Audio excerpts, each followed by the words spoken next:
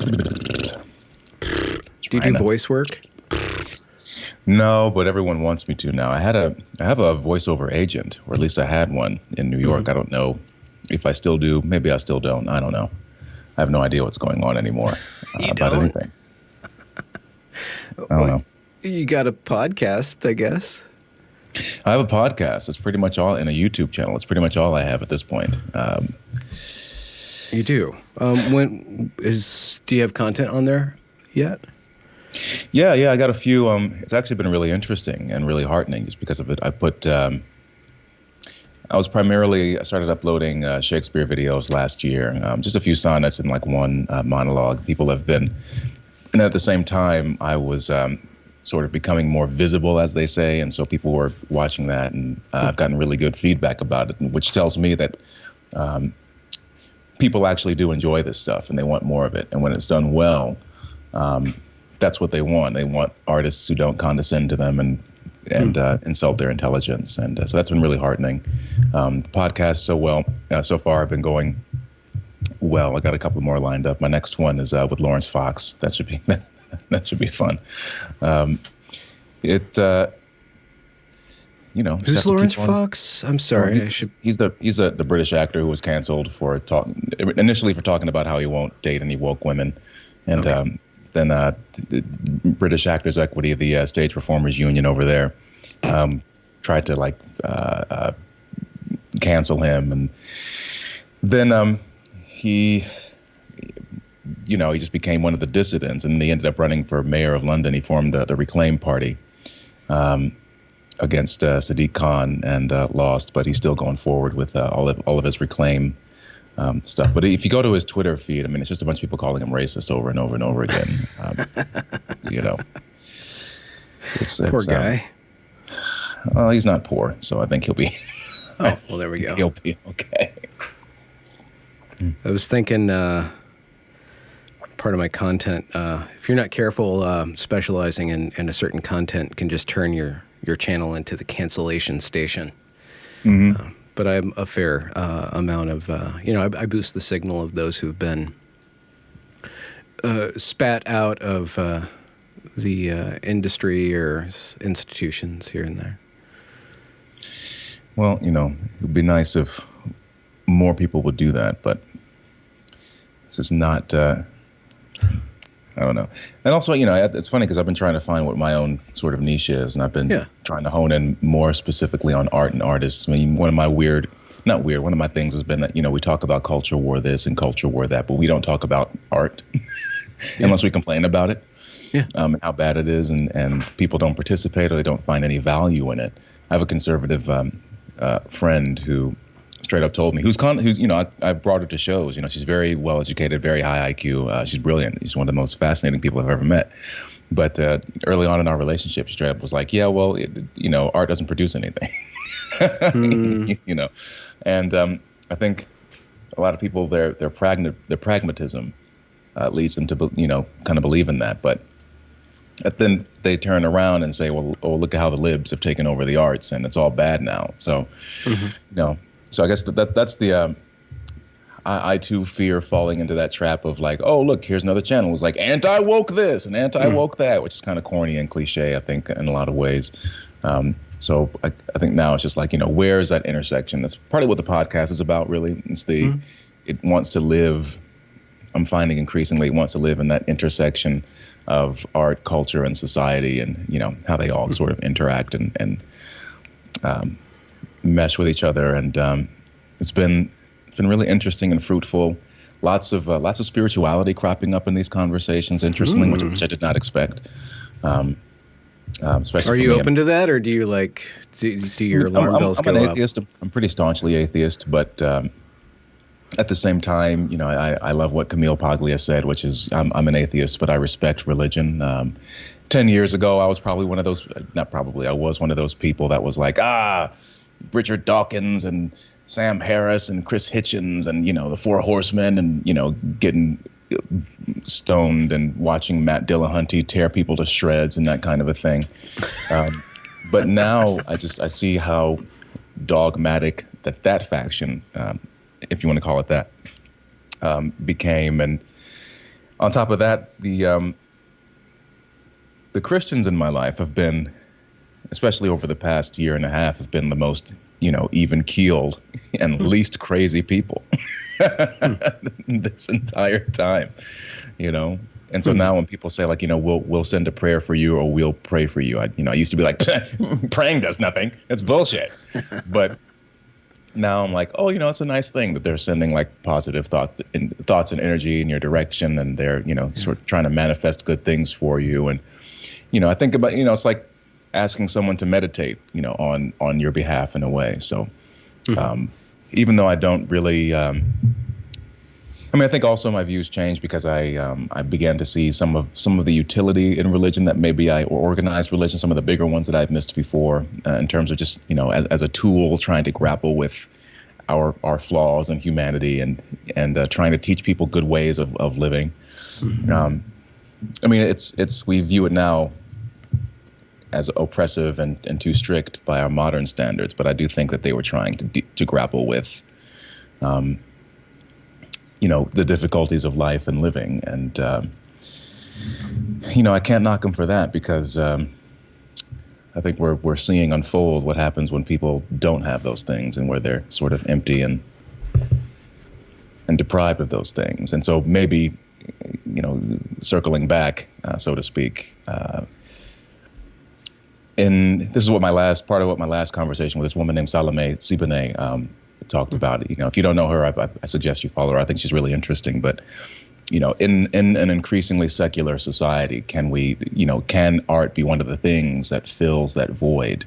And if it does have to be art, then we need to stop ignoring it and ensure that the art and the people that are creating it are healthy and creating good work. But very few of us who are, I guess, awake, so to speak, really feel like that's happening. So, I guess we're seeing the inklings of us trying to come back and strike back in our own way. So, when did you have no other choice than to be an artist? Or do you still have a choice? Maybe you have a choice. Some don't. Well, what do you mean? Is it just like there's no other options for me in my life, or when did it become a necessity? This is the thing. Did it? It did. Well, I was someone who was kind of good at a lot of things, and I was going to be, like, as a kid, I dabbled in a lot of things, mainly illustration. I was into comics and cartoons, cartooning. Comic books, Calvin and Hobbes, that kind of a thing. And so I was going to be an illustrator. And but then going to the Savannah College of Art and Design was really expensive. And I dropped out of my French class of 3 years, much to the disappointment of my French teacher, and ended up in a drama class chasing some girl. Oh. And okay. I had that's how most straight guys get into theater is chasing the girl. And I had an aptitude for it, and at that time in my life, I didn't have the easiest upbringing. I think I was just really vulnerable, and I had people at that time who were saying, you could really make something of yourself if you keep pursuing this. And and I found that I was kind of the class clown for a long time, but then when I got to college, I chose theater, and I never had stage fright. I've seen people break down in tears in front of audiences. People just lose their minds completely. That's never been a thing for me. But before that, I was writing fiction and poetry, and as a kid, and I, so I was, dabbling in music. I was in band for a little bit, so I was always kind of an artsy fartsy creative kid. Was that because of just some sort of kind of natural desire to be creative? Was there also a level of working things out or processing? Did it help you process the world and explore yourself? Like, was there a kind of a psychological need? Well, you know what? I think about if you've ever read Paulo Coelho's The Alchemist, and he talks about a personal legend, and I was inspired by the idea of this kid just doing what came naturally to him. I think that's just what I was doing. I wasn't thinking too heavily about it. I just did things that interested me, and those things happened to include drawing and illustration and music. And then later on, I found that I had an aptitude for acting. And then even later on in my early adult life, I found that I could sing. So then music kind of came back to the forefront. I say all the time, music might be my first love. But I also say that, I didn't really choose acting.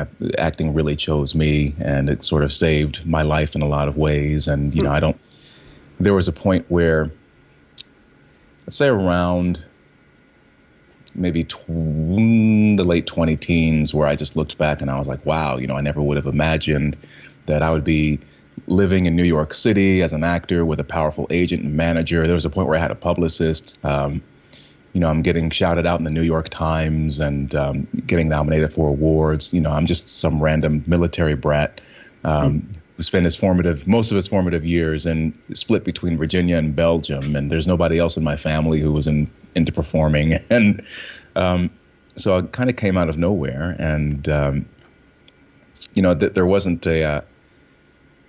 a strong, I joke that, I'm not one of those kids who was like 6 years old and saw a production of Joseph and the Amazing Technicolor Dreamcoat and was like, oh my God, I have to do this for the rest of my life. Like that wasn't me. My life would have been easier, I think, if that were the case for me. It took me a long time to even become comfortable calling myself an actor as an adult. This is after I had completed my MFA at one of the finest institutions. It took me a while after that to even enjoy myself as an actor and to be confident and in what I was doing, and let alone competent.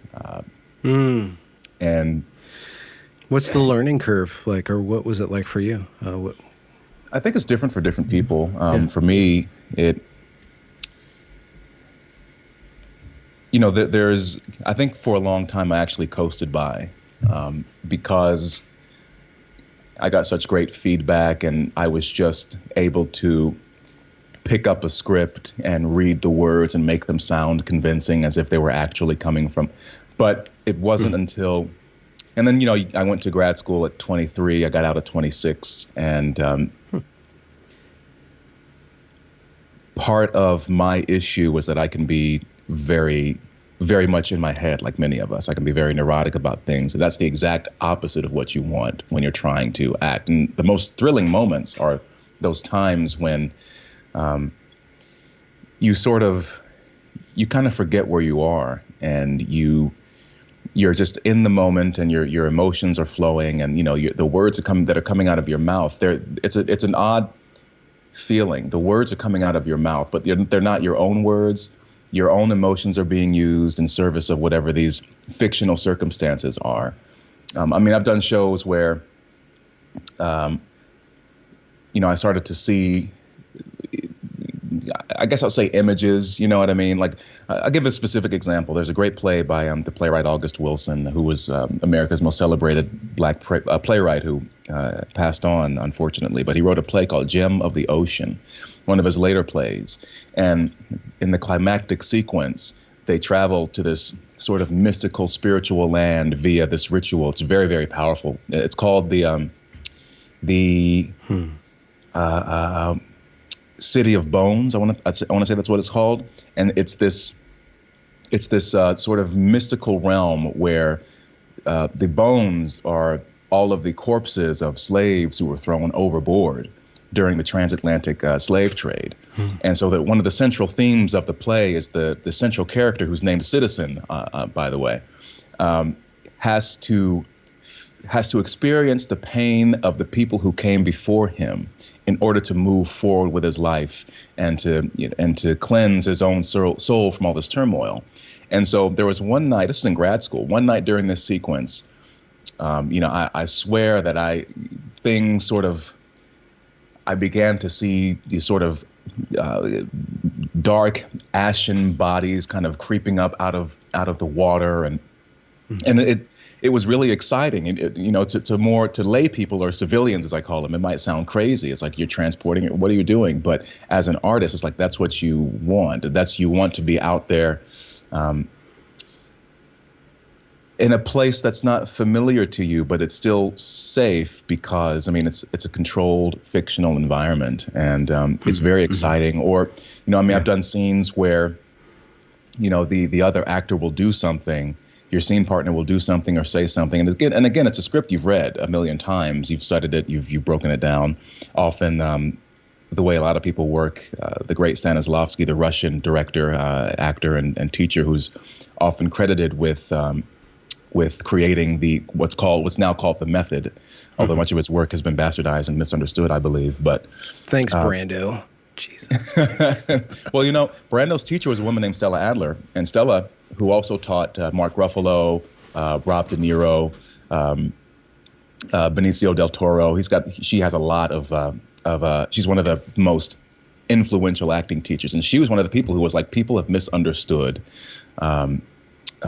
Stanislavski's work for years now. There was another teacher named Lee Strasberg, who was a competitor who taught at the studio theater or the acting studio, which James Lipton took over famously.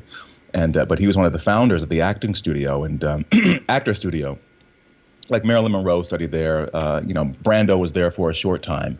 And Strasberg, his whole deal was, you're going to use your own emotional memory. You're going to dive into your own emotions and bring whatever, churn up whatever emotions you have in your own past or whatever in order to play whatever role you're playing. And teachers like Stella Adler had a problem with this because, one, our experience, even though we're a part of this big sort of human chain, human condition, and so it's universal in that way, our experience of ourselves and our lives, especially you're talking about young actors, it's very, very limited. So what are you drawing upon? And how healthy is it to keep continually drawing upon your own personal trauma in service of the play? And also when you're doing that, you're leaving behind the circumstances of the play or whatever script you're working on, and you're really focusing more on yourself instead of on your scene partner, or outside of yourself, which is where your focus always should be. And so when Lee Strasberg died, the story goes that Stella Adler, the next day, she had a class and she said, let's all have a moment of silence for the passing of Lee Strasberg. And now we'll need 100 years to undo the damage he has done to the craft of acting. Like, okay.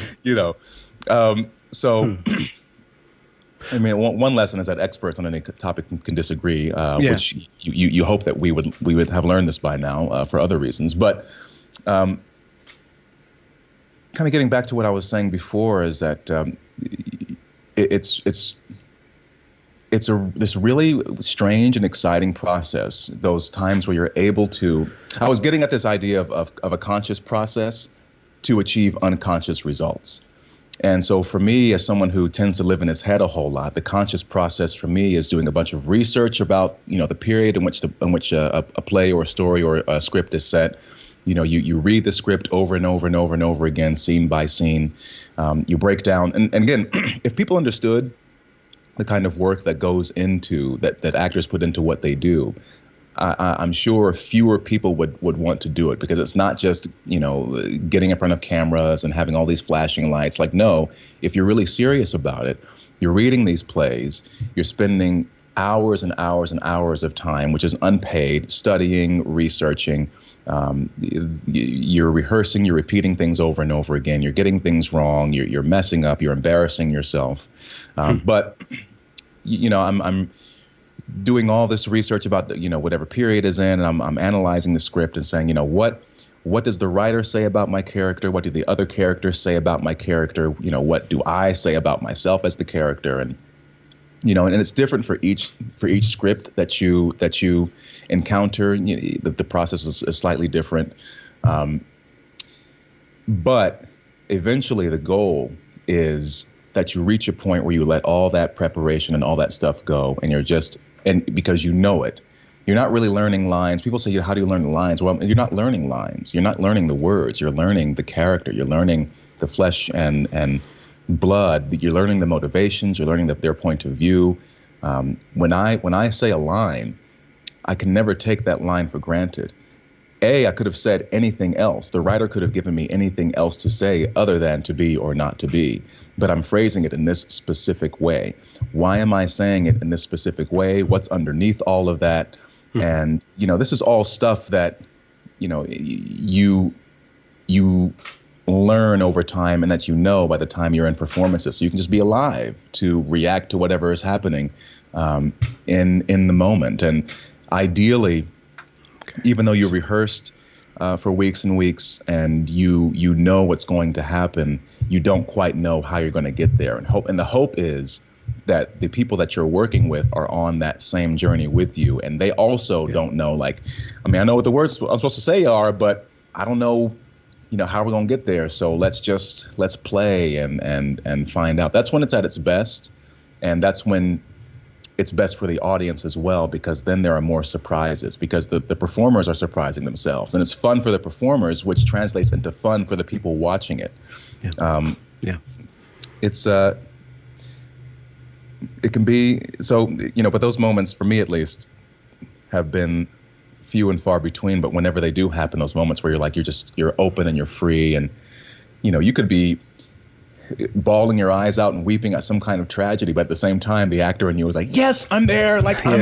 I'm totally open, and I'm uninhibited, and I'm just free. And people say, how do you go through those emotions every night? I did a production of Shakespeare's Macbeth a few years ago, and one of the scenes, the character I was playing, Macduff, who's the hero of the play, who slays the titular character. There's a scene where he learns that his wife and children have been slaughtered by this dictator, Macbeth. And so every night, and we were performing at a theater that was outdoors in San Diego, and every night without fail. So this theater is the Old Globe Theater. It's like 20 minutes, maybe 30 from the San Diego airport. And so every night, this actor who's great, I had wonderful actors to work with in this really difficult scene. He'd be like, your wife and babes savagely slaughtered. And we're like, eye to eye contact. It's really intense. And there's that moment where I'm taking in this horrific news.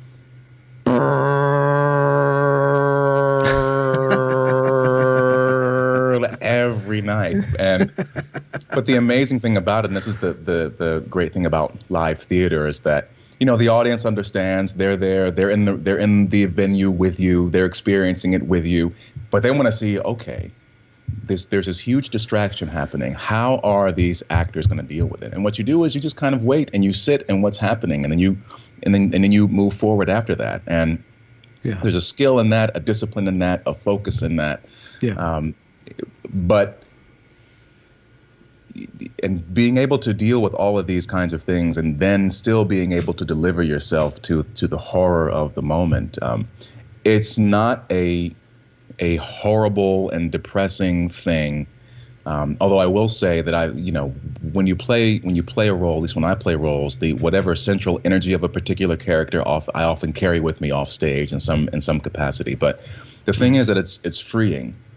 It allows you to, in our own lives, we stifle all the things that we feel. And the funny thing about it is that you see a lot of actors who think that because they can cry on cue or express some kind of emotion that makes them good. And it's like, no, acting is not emoting. And the thing about it is that the human truth of it is that human beings, people, they try not to feel. Actors are the only people who try to feel. A great example of this is the film Kramer versus Kramer, the Meryl Streep and Dustin Hoffman film, one of his first movies. It's very good. In the 70s, I want to say it is. And for those who haven't seen it, it's the movie chronicles Dustin Hoffman's character. He's in the midst of a custody dispute with his wife, who's left him. And you spend the movie watching him build a relationship with this kid. He was a workaholic dad before that and wasn't that involved. And then Meryl Streep's character, his wife, his baby's mama, just takes off one day. And, she's overwhelmed and she can't deal with the responsibilities of being a mom. And so it's left to Dustin Hoffman's character to kind of figure it out. And so by the time the climactic scene comes, in the family court, he's built a relationship with this kid. And so he gives, and Dustin plays it. He's one of my favorite actors. He plays it so perfectly, where he's on the stand and you can see the emotions roiling under him, but he doesn't allow himself to express them. It's more because to the character, it's more important in that particular moment to put forth, to articulate to the judge why he is fit for a father and all the things that he's done. He can't let his emotions overcome him, because on top of that, if he does do that, then, will they say, this is what you ask yourself as an actor, and you collaborate with the writers and the director. It's like, okay, like if I go overboard here, then I would say, like, if I were the judge, then I would be like, this guy's kind of unfit. Maybe he cares, but But no, it's more dignified to stifle that stuff and like kind of, but have the skill to let me as the observer say, oh, he's feeling a lot right now, yeah, but he's barely keeping it together. He's giving this heroic struggle to put forth this point, but it's a huge emotional need. And then, in a later scene, he does lose it. He's in a diner with Meryl Streep, and they have an argument, and it's well played because they're in public, so they play it, like clearly like there's agitation happening, and then when he loses it, he knocks this glass off the table and breaks it. And it's that sharpness. It's like, that's all you need to see. That piece of behavior is all you need to see to know what's going on underneath him.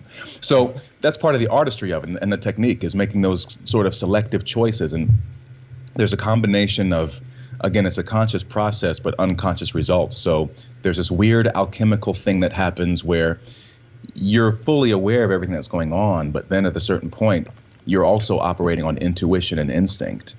And if you have done the work that you're supposed to do and you've prepared adequately, then, your impulses might, they might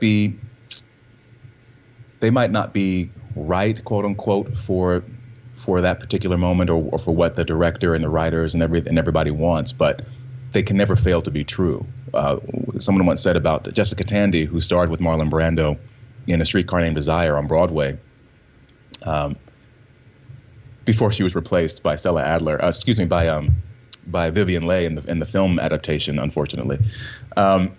She said of Brando, he could play. There were some nights where Brando played well, and there were other nights where he played badly.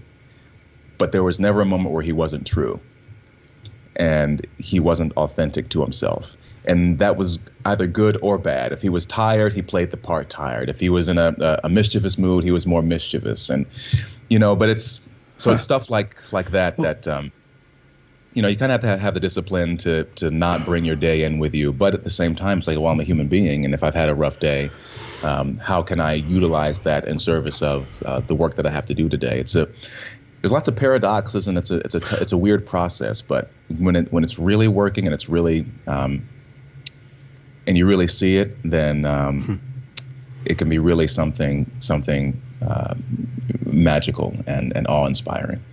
Well, one tension, the word hypocrite comes from the word actor.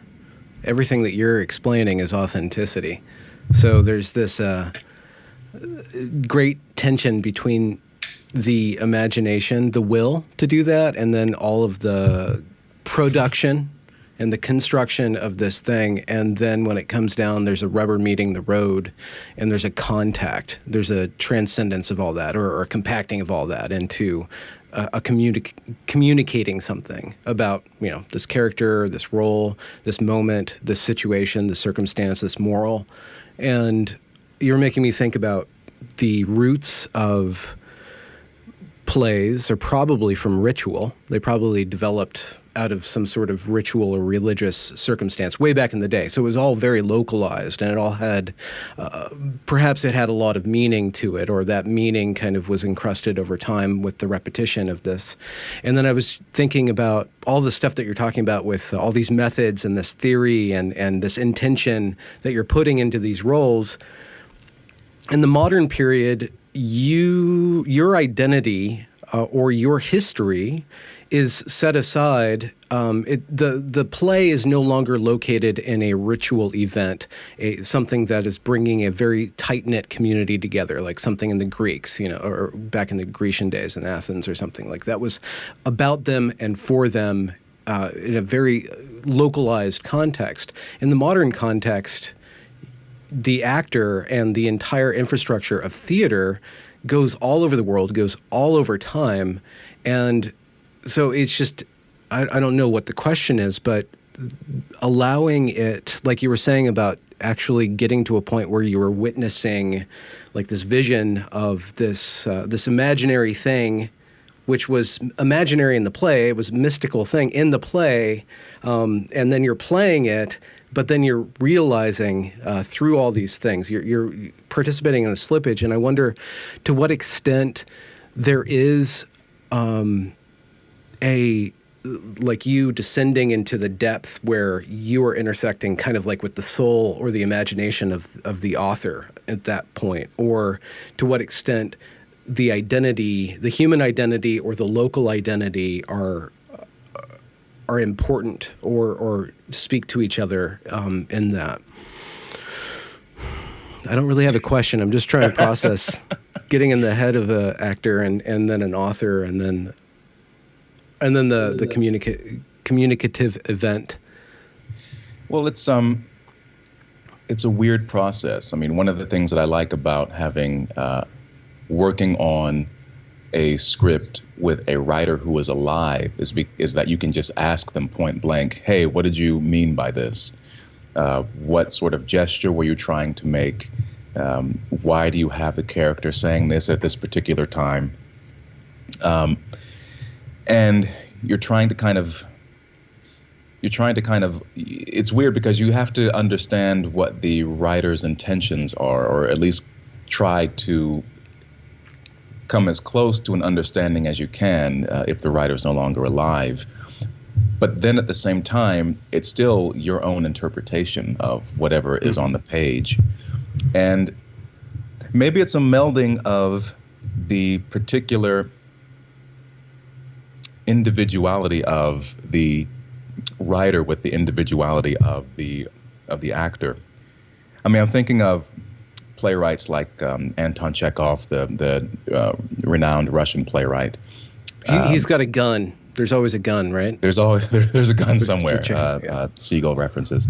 I loved working on Chekhov. I discovered him when I was in grad school. One of the things I love so much about his plays is that he was a doctor in his life, and if you read like his letters and his letters from that time, we think of doctors today as a sort of posh profession, and but when he was working in the 19th century, doctors, they would travel all over it, beaten roads and broken down carriages. It was nowhere near this glamorous profession. But the thing about Chekhov is that he was such a keen observer of humanity and of life and our behavior and our psychology, and he translates that into the work that he does. But he's also a great dramatist and storyteller.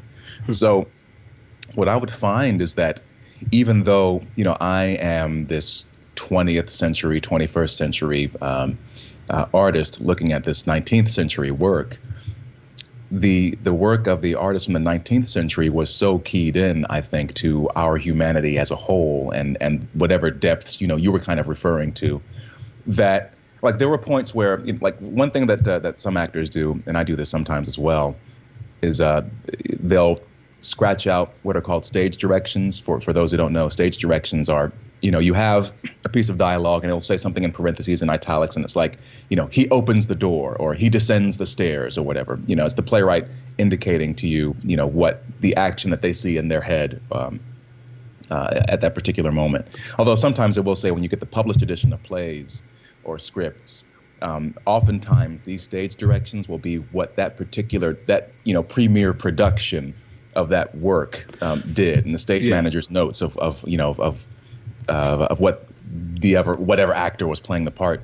The stage direction will be what that actor did or what they decided to do for that production. But then you get playwrights like Eugene O'Neill or George Bernard Shaw or Henrik Ibsen, who go overboard, and they like, he lifts his hand to his forehead in exasperation. I'm like, just let me play the freaking part. Let me play the part. But what was funny is that I would work on these plays, and I would get so steeped into them, is that I would, we'd be weeks into rehearsal, and I'm, doing this thing, and I'm going over a scene that I'm trying to crack or trying to get on top of, and then I go back to the original script without my markings on it, and I would see that I would be replicating the same things that these writers were prescribing in their stage directions.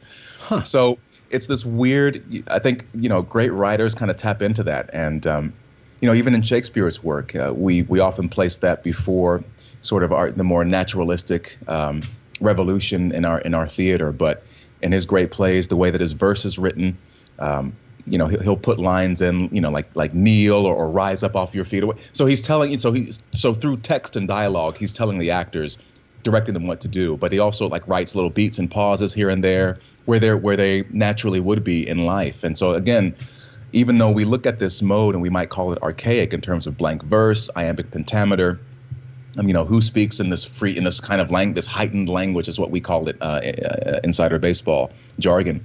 And yet Shakespeare, again, like Chekhov and all the great writers, in addition to being a philosopher, really, he's such a keen observer of people and psychology and emotion and who we are and how we behave that when you do all this work and you just end up doing what he says anyway, because you're being your version of whatever that human is. And it may not make sense to people who are listening to what I'm saying. And that's okay, because it doesn't have to make sense. Even people, you can talk to actors who've been working for decades, and even they don't really understand all of it. We just sort of accept and embrace all of the paradoxes. I mean, you mentioned the word hypocrite. It's just funny because my entire job, is living truthfully and convincingly under completely fictional and imaginary circumstances. That's a paradox in and of itself. But then, at the same time, I had a teacher, a brilliant woman named Zelda Fitchandler, who really changed my life in a lot of ways. She would talk about how the lives that we lead and the work that we do as actors are not separate. They are the same. Now, that doesn't mean that if you're playing the crazy psycho killer, that you're going to go home and beat your wife or do all kinds of ridiculous things. It just means that all the information and experiences that you glean from your own life and how you approach your work, they're linked in a lot of ways. For instance, I used to get a lot of feedback that I'm not very good at listening. And any critique that I got as an actor when I was in conservatory, I would try to link it to something personal about myself. So when people say, well, you're not listening to your scene partner, I don't feel like you're really responding to what they're giving you. I began to track that down and say, oh, wait, I have like trust issues, abandonment issues. It's hard for me to open up to people. And so in life, it's difficult for me to let my guard down. So, of course, on stage, I'm going to have the same problems. In rehearsals, I'm going to have the same problems. If I have difficulty tapping into joy or pain or despair or whatever in my personal life, it's going to be equally difficult on stage. And that's kind of the weird thing about it. It's weird because, I go back to Macbeth. Even, when I hear that my family has been killed, it's my grief, but it's also Macduff's grief in a way. So that's how I look at it. I look at it as it's Macduff's pain that is flowing through me, but but I'm the conduit for it. Mm-hmm. So it's just it doesn't make sense, but when you're experiencing it I don't know, that there's nothing like it. We were talking earlier about. I started my own podcast, and I'm having these conversations with really smart, interesting people, and the topic of religion keeps coming up over and over again, and the sacred and the spiritual. And I don't know how else to describe the experience when you're really free as an artist and performer, other than transcendent. I won't call it religious, but it is transcendent. There's something about it that just you're on a different plane. And I truly believe that when you see a truly great actor step on stage, the energy in the entire room changes. And when someone is operating at the highest level, that's their, the creative level, they're operating through their imagination. I really feel like there's some kind of electrochemical process or something, some other energy being harnessed that is affecting the audience as well. And it's making their hair stand on end. It's like one of the most thrilling moments is when you're on stage in a big theater, maybe 1,000, 1,200 seats or whatever, and you're giving some kind of monologue or something, and you're just there. And again, people freak out about public speaking, and that's never been an issue for me. But you're downstage center. There's nothing else going on. It's just you. The light is on you, and you can hear a pin drop in the audience because everybody is just listening and like, what's he going to say? What's going to happen next? And I go to shows, and you're just sort of on the edge of your seat, like, what is going to happen? There's something magical about that, I think, and I think it has to do with people operating on this other plane, this other dimension that we don't really have the wherewithal to describe as like rational thinking people who trust the science, so to speak. And what threatens that? What is the what hampers that? What makes that more difficult to happen? Are there things in culture, in life, and in opinion that trample or tread on that, or seek to diminish that it needs to be preserved? Is there something that we need to preserve in that, or do you think it'll just keep on happening regardless? Well, the struggle right now, and I began to feel this some years ago. I'll give an example, actually, a really specific example. So my first year of grad school, we do what's called a games project. One of our class is called theater games, essentially. And you go in and you improvise and make up a bunch of stuff. And it's not like whose line is it anyway? Like it's not like a comedy kind of a thing. I mean, it's just, here's a scenario or here's a premise, and, make something happen now. And that's terrifying when you're someone who, again, like me, tends to live in his head. Even though I'm a class clown, it's like, okay, well, now I have this thing to do, and I don't want to look bad. I don't want to fail while I'm trying to do this exercise. So, the culmination of that games class was what we called a games project. And, it was basically a series of skits that we had generated over a weeks-long process of just improvising and finding stuff. And again, it's not like we're not trying to get laughs. There are actually some really horrifying moments, some really moving, emotional moments, deathbed scenes and people dying, that we generated on our own. And it was very visceral and it was very real. And that's what that's the things people are really capable of when they are uninhibited. And I spent so much time worrying about how I would be perceived by white students versus black students, but particularly my black peers. And my class was comprised of 18 people, 2 of which were black women, and then there was me, a black man. So there was only 3 black people. I was the only black man. And at that time, I was very much of the worldview that we see dominating the industry today. And as far as the views on race and the culture and all this other stuff.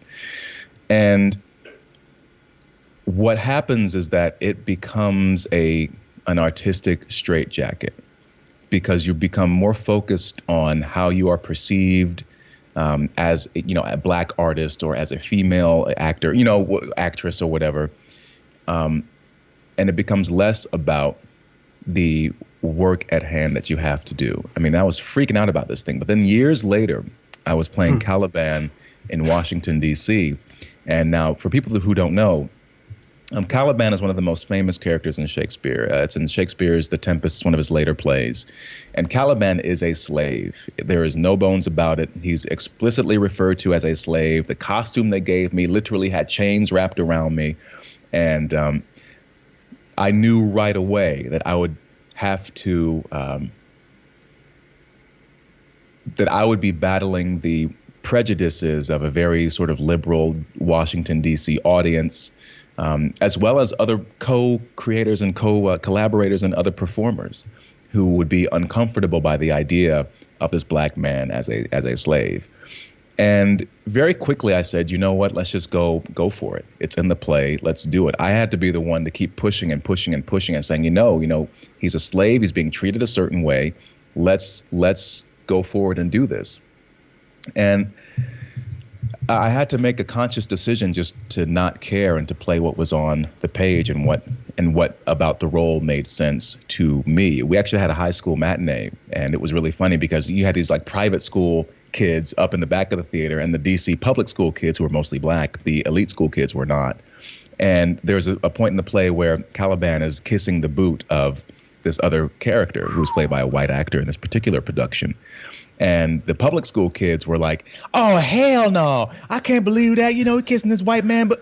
And my response to that was to kiss the shit out of this dude's boot. I mean, I just kept going and going and going. I mean, just more than I'd ever done it before. And it was my way of saying, I'm not going to let you and your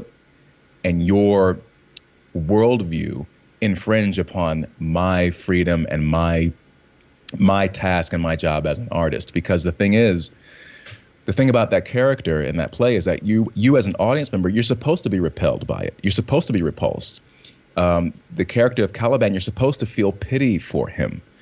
And because he's enslaved and like he sees these two, they're clowns, basically, the archetypal clowns, these two characters who come in, and he ends up worshiping them because he thinks that through these two idiots, he can win his freedom. And it's a very tragic situation.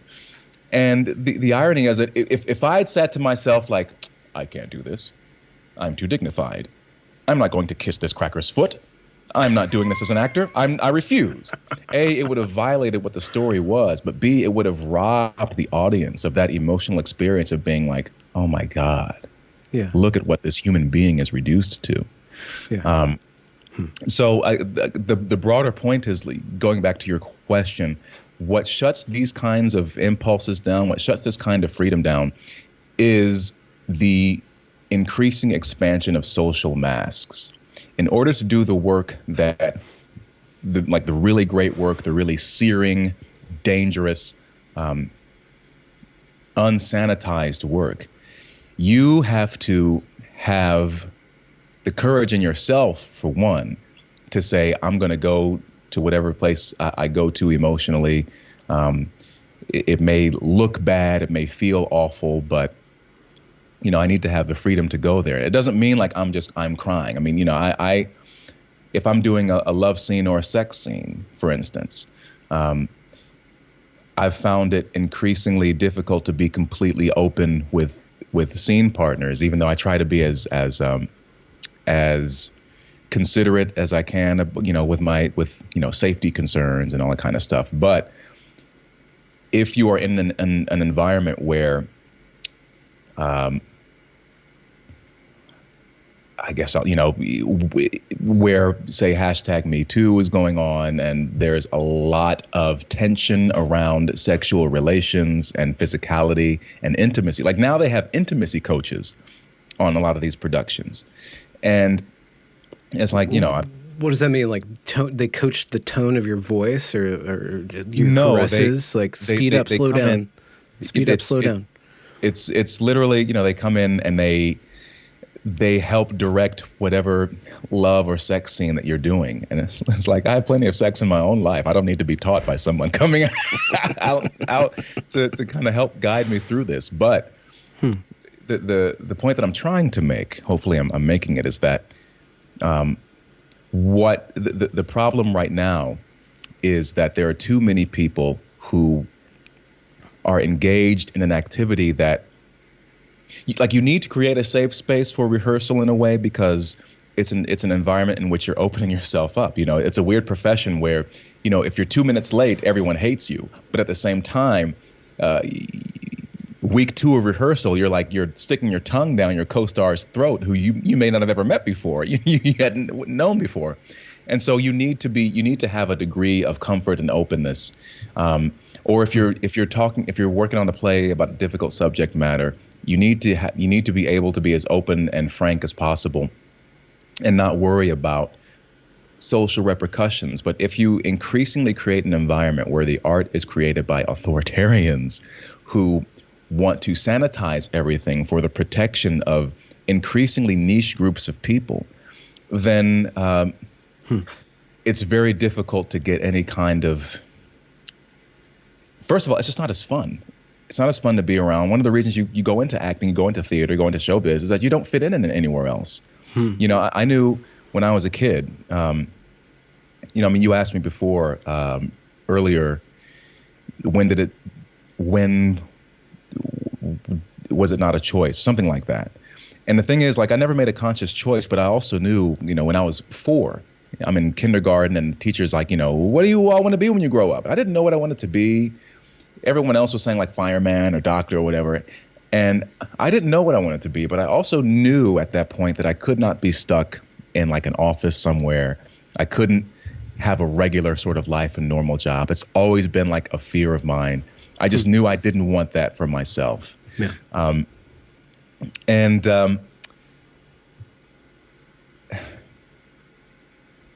I just was never someone who, and I was a military brat, so my life was uprooted every 3 or 4 years. I was often the new kid.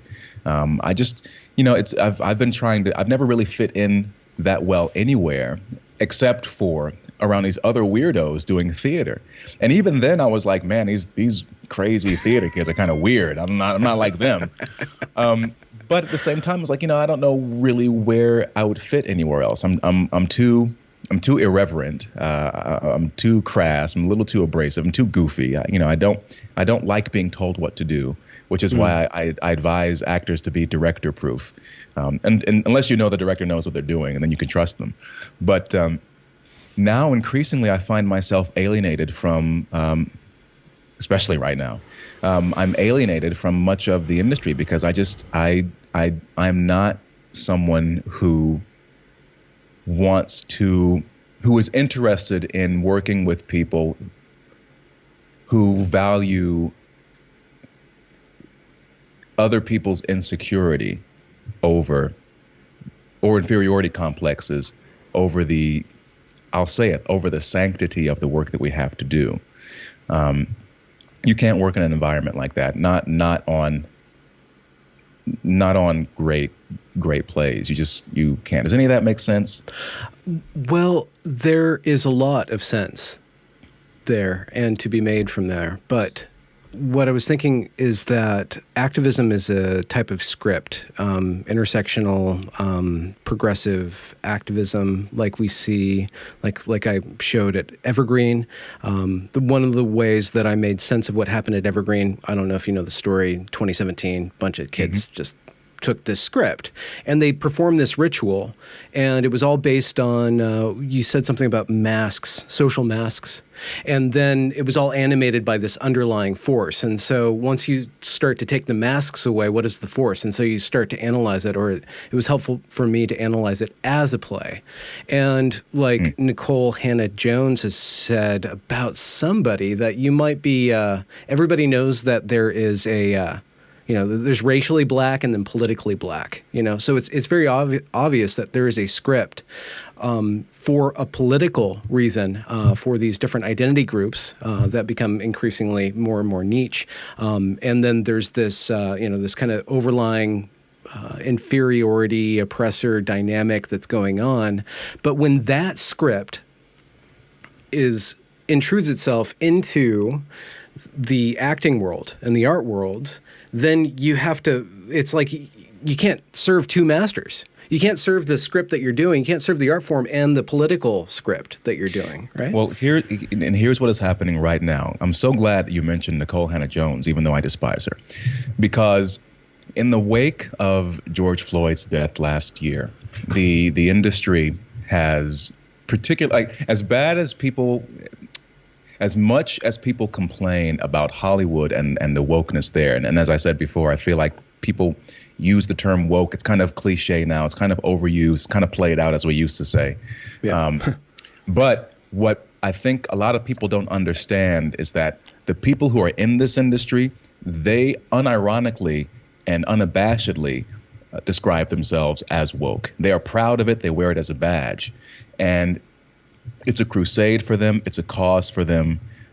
It is a source of meaning and purpose for them. And so when all the unrest happened in the wake, the mostly peaceful unrest happened in the wake of George Floyd's passing, the industry response was swift. In Hollywood, yes, you see these stories emerging of companies like Disney, Amazon, and et cetera, putting forth these sort of anti-racist measures. In the theater, it's 10 times or 100 times worse, or more concentrated, depending on your point of view.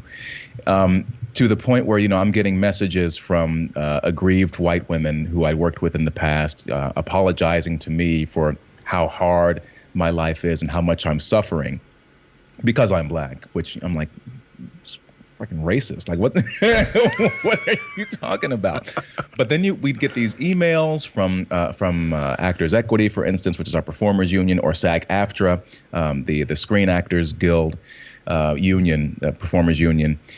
These emails about racial justice and equality and protesting for joy. And I'm thinking to myself, how is doing a play going to change like, no one cares about your play. No one cares about theater outside of New York and little pockets, metropolitan pockets across America. Like maybe 2 or 3 other cities where theater, like DC and Chicago, maybe Seattle a little bit. But other than that, no one really cares about theater outside of New York. And so I'm like, why is this union focusing so much on this aspect? Like, what are we supposed to do about this? Maybe in our own lives, we can protest, we can be activists or whatever, but why is so much of this in our work? And then, I got this one survey from a theater that I worked at many times, which I'll probably never work at again now, where they were surveying people about how they feel about in quote unquote white theater spaces.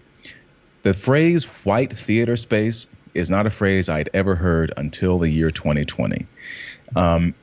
And what's going on now is that I'm constantly being told now that people like me are being excluded from the industry and that we're being discriminated against. However, one of the reasons that I kept going is because I've been encouraged the entire step of the way to keep going. I built a career off of being what's called non-traditionally cast, meaning I would do Shakespeare plays, I would do old British comedies because I had the skill set, and I would be hired in roles that would traditionally be played by European actors, right?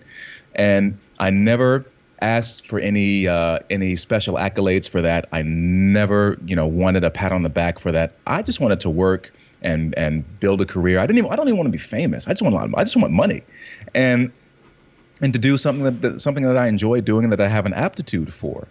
But people like me are routinely excluded. We're ignored or passed over. I'm not somebody who thinks that complaining about I just don't. I'm not at all interested in that.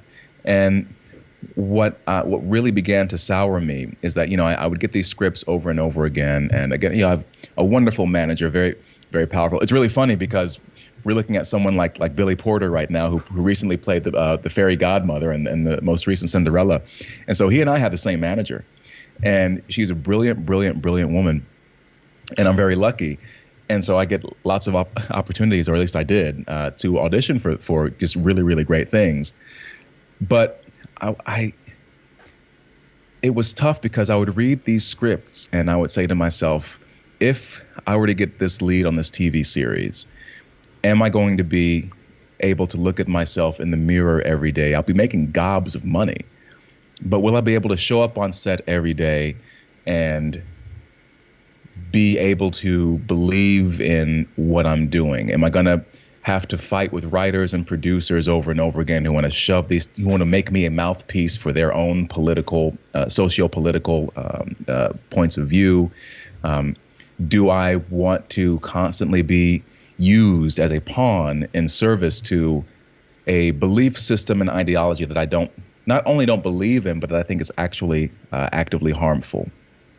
And one of the strange things about it is that over time, it got worse last year, but you began to notice certain things of how people were so progressive, so to speak, that they would actually become kind of they would cross themselves over with these kind of weird tripwires. Like one I'm thinking of specifically is this show that shall remain nameless, but the lead is basically a fat woman.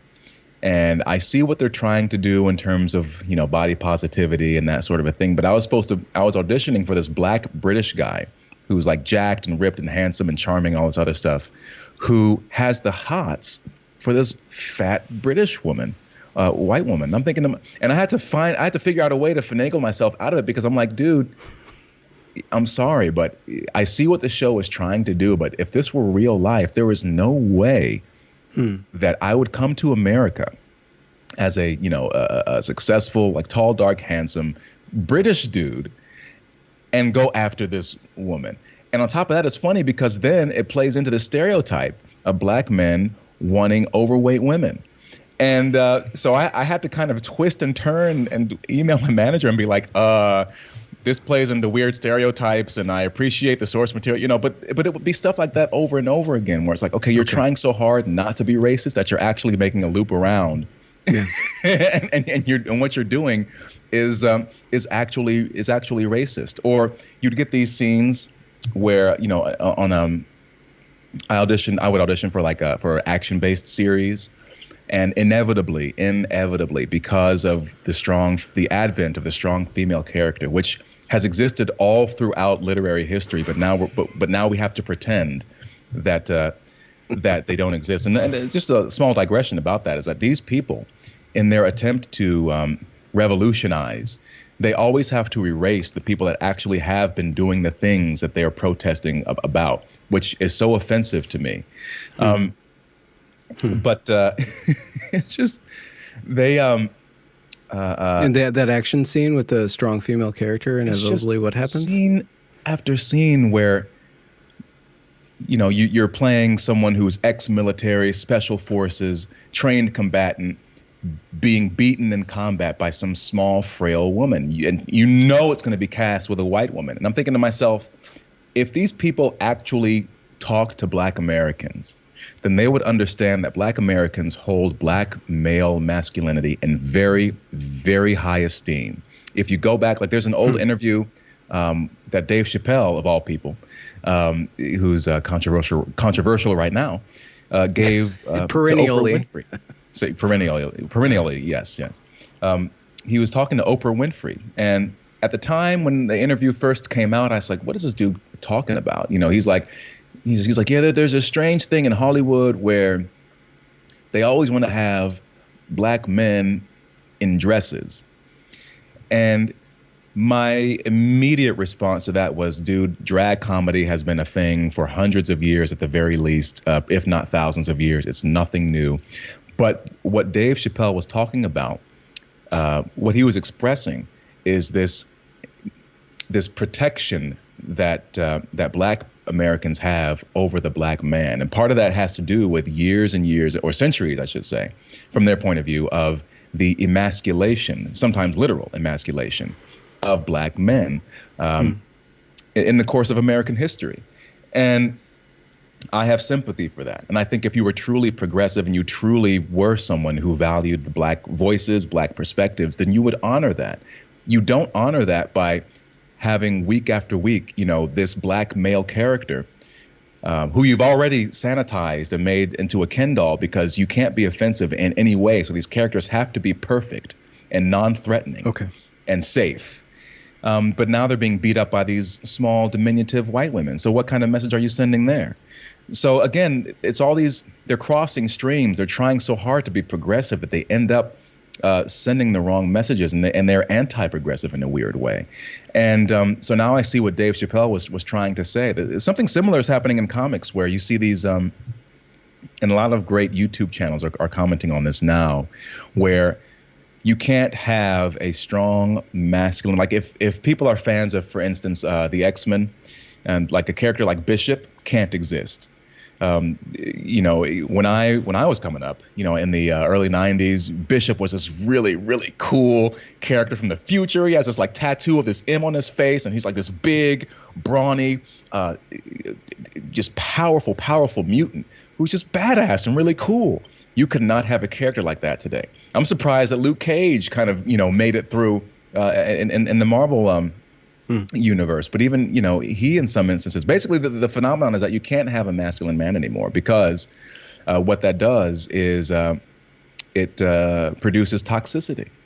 And you also can't have any character who is perceived in any way to be superior to any of the female characters who can never struggle, because audiences, of course, we want to pay to see characters who are perfect and don't have any problems. I'm rolling my eyes, obviously, for those who are only listening. Say what? It's just I'm trying to grapple with what you're describing. There's a one question that might help us understand it better. This influx of some sort of ideology that is ultimately shallow, ultimately anti-creative, ultimately aimed at avoiding offense and protecting a supposed group, but then going back and forth and then just kind of erasing the texture of human experience. If that came in, and you said that you don't want to be the mouthpiece for that ideology, was there not an ideology that you were willing to be the mouthpiece of within Shakespeare? Is there not an ideology in Chekhov and in these other playwrights that you're willing to give yourself over, or is there something more than an ideology? What is it about the pre-woke influx about theater that you are willing to embody and embrace and become the pawn of? My central concern as an actor, I want a great story and a great character. I go back to Macbeth. When I was playing Macduff, I noticed that a lot of the language that Macduff and his wife use, he makes a lot of allusions to angels, very heavenly, sort of divine imagery. And so I decided for myself, I said, I think this is a deeply Christian, deeply religious character. As I said before, I'm an atheist. So in terms of differentiating myself from the evil titular character, I said, I'm going to be someone who is a Christian, because that is going to help me serve as a counterbalance to this other character. If I'm playing Othello,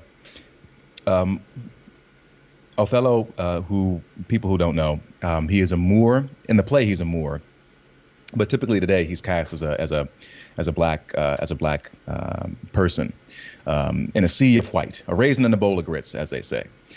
And if I were to play that part, I would say I think Othello is a Muslim, because that would help me differentiate between all of the Italians that he's surrounded by all the time. So it's never about any specific ideology. It's just about what is the story and what is this character. And as far as Shakespeare goes, I mean, I can't think of any particular. I mean, sure, very, very lots of Christianity throughout his plays, Christendom. That was sort of the thing, but I don't feel like Shakespeare was writing because he had an agenda to put forth Christianity, to convert his audience to Christianity, or to denigrate his audience for not being good enough Christians. Okay. And so I think what the problem is now is that you have this ideology, and part of it is, that there's this desire, especially like in the postmodern era, the sort of Dadaist sort of approach as well, of trying to deconstruct things, break them down. And now it's expanded beyond let's deconstruct Hamlet and see what's under there and kind of make it and be subversive with it. Mm-hmm. Now it's let's deconstruct what gender means. Let's deconstruct what race and sexuality mean while we're doing Hamlet. And I'm just I'm like, no, just do Hamlet. If you want to do all that other stuff, then you can create work that deconstructs that other stuff. So I think I guess the difference is that I find my favorite writers, they live a lot in ambiguity. A lot of my favorite writers, they pose questions. They don't necessarily try to answer them. I mean, again, Macbeth is a great example of this character who is who becomes a tyrant, and there needs to be no real commentary on it because you are seeing the impact of what he's doing on these other characters, and even then, Shakespeare humanizes Macbeth at his darkest time. Late in the play, his wife just committed suicide. There's that famous out damn spot scene where she's sleepwalking with a candle, and she ends up not being able to deal with the consequences of the regicide that she manipulated her husband into committing. And Macbeth has this interesting speech late in the play where he talks about, I have no friends, I have no wife, I maybe don't have a future. He's very introspective and he's very self-aware.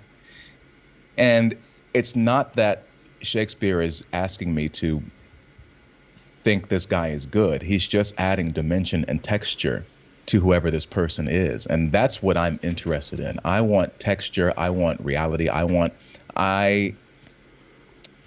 flaws. I want messy. I don't want, and again, this is why I've made an allusion in the past to Tyler Perry plays or movies, but especially his plays, right? So Tyler Perry, very, very obviously Christian man. A lot of Black Americans identify as Christian.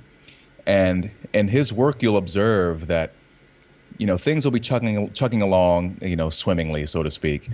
And then you'll have these characters who will kind of stop the plot and the forward progression of a story cold to sing about Jesus and to talk about how great God is and this, that, and the fourth.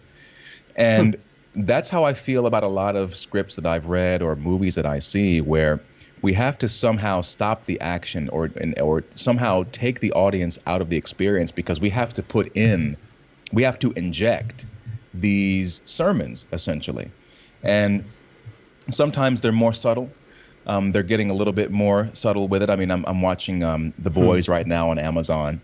And for those who haven't seen it, it's based on a comic book, and it's a world where superheroes are sort of commoditized and normalized, and it becomes very reality TV and very violent, very clever in a lot of ways, and very enjoyable, very subversive.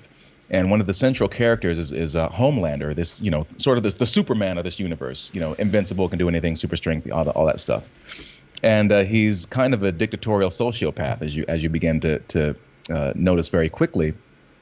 But they cast this, and again, I haven't read the books, so I don't know if this is an element in the books, but they cast this blonde, blue-haired, we're talking about blue hairs, this blonde, blue-eyed white man, and he has the American flag as his cape.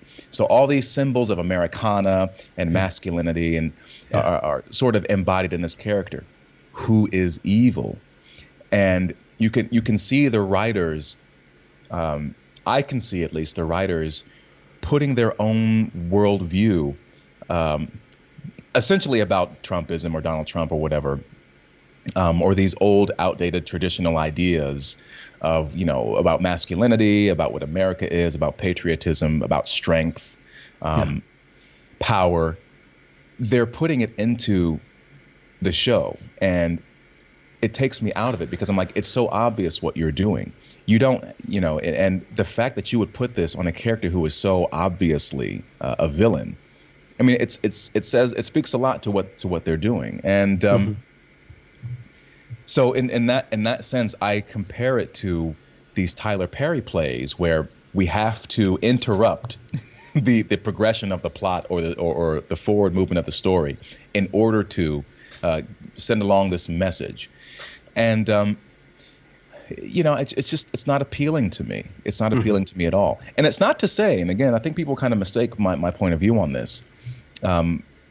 This is something that I'm exploring in myself now, on my sort of quest about what is great art. It's not to say that art cannot have some kind of social utility. It's just that, and it's not that these sorts of ideas or concepts cannot be criticized ever in any work ever. But I think it's just that because of all this sort of postmodern deconstructionist worldview where you're questioning everything, you're breaking everything down, ways of knowing, all these ideas are essentially the products of white Europeans, so they must be destroyed. We must decolonize everything. It just becomes a very sort of hollow, cynical point of view, and almost nihilistic in a way that just it has to erase all the things that are vital and exciting about being alive, and it has to produce work that is equally hollow and sort of narrow, because it has to conform to this sort of ideological lens. I mean, I feel like I'm sort of rambling on and not making that much sense. But do you see, if you put on the hat of a fortune teller, how do you see this playing out over time?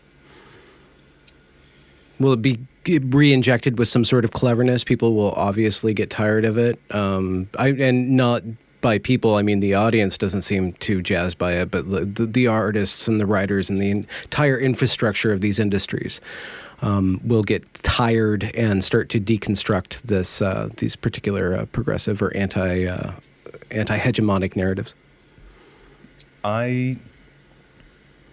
It's hard for me to see anything improving in the short term. I thought immediately about what's happening in theater right now, and part of the reason that it's able to happen is because it's so cloistered and so concentrated. And basically, anything that happens in New York, as far as the theater goes, that's what determines what happens everywhere else in the country.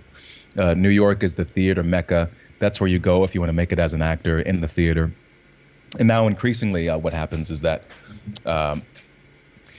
one of the reasons that you go there, you can be seen in an off-Broadway play or Broadway play, and that can launch your career because, all the casting people see that from the networks and, producers, all that stuff. They see that. They see the work that you're doing. But that's beside the point. It's so cloistered there. And, I moved out of New York and I came to Georgia. And once you leave these progressive bubbles, you don't really understand how ensconced in these cocoons you really, really are until you begin to interact with normal people. And the problem right now is that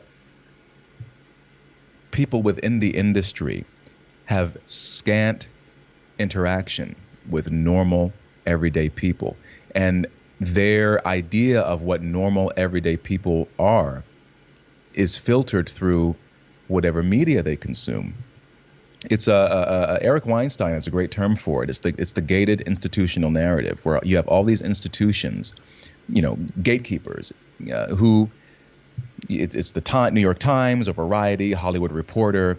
They're all sort of talking to each other and hyping each other, and everyone else on the outside is looking into it. And and this is one of the reasons I've said this before in public. I stopped going to shows in New York, even if I had friends in them.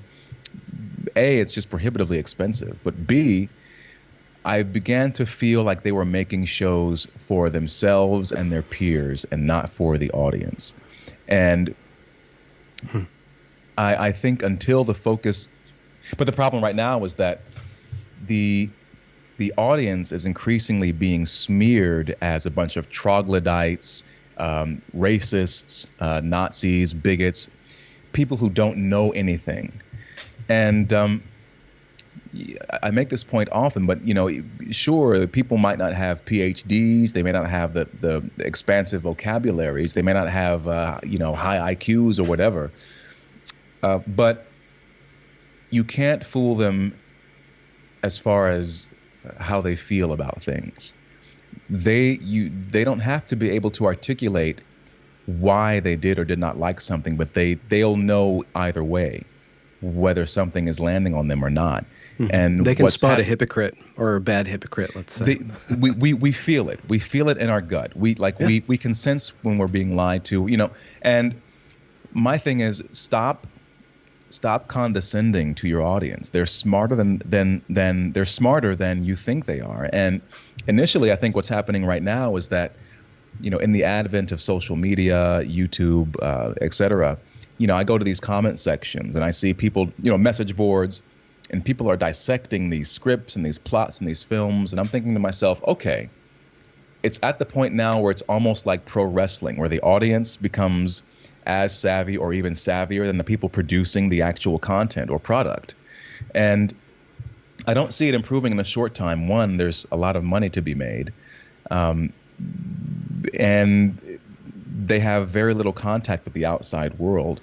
I think there's going to have to be some kind of collapse or something. I don't know, but it's going to take increasingly more and more independent artists using the technology that we have to get our work out there and get support. I mean, maybe it's a good thing in terms of a decentralization of the powers that be in terms of, LA or New York. Apple right now is they're advertising their iPhone. It's like having Hollywood in your pocket. I don't know if you've seen those ads, but it's like, you can shoot decent film. If you know what you're doing, you know how to light it, you have a nice understanding of shot composition, editing, you can make some decent looking stuff, and you don't need millions and millions of dollars.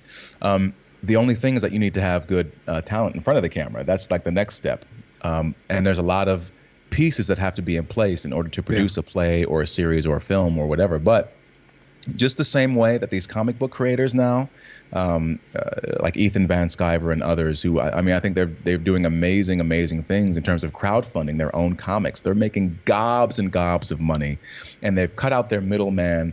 They don't have agents or whatever to pay commission to. It's just them and the fans.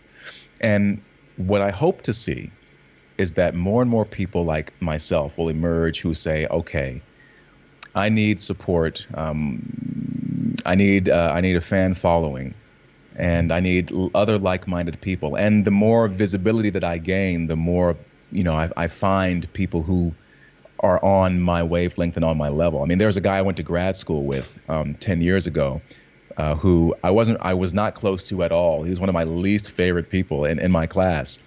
But now we reconnected again over a decade later because we both see the same things that are happening. And it's exciting because he's more of a producer now. So he has that producer mindset that I don't have as an actor. He's the one who's like, okay, asking questions, probing questions, trying to push things forward. I need someone like that to help manage my creativity and my sort of, because I'm an artist. I don't really have that kind of business mindset. But what's great is that he has the same aesthetic and the same taste as I do, because we have the same training background. And so I know, like, he knows what good work is. And to have somebody like that on my team, and again, I'm meeting other people that behind the scenes we're laying the groundwork and trying to create something new and exciting. And I think that with the technology we have available, like one of the things I want to do, maybe I shouldn't say this publicly, but one of the things I want to do, they used to have plays on TV back in the 50s and 60s, and they were shot very well, and there were live plays that were filmed, and people shy. Usually when you try to film theater, it comes off very, very badly because you have performers who are performing, to reach the back of an 800, 1,000, 2,000 seat theater, but you have cameras up in their face. So it's like, nah, nah, nah, and you're like, oh my God, stop it. Yeah. But, and the Brits are really, really good at this. They're way better than the Americans are. There is a way to film performances, have captivating angles, have microphones placed in the right places, great sound design.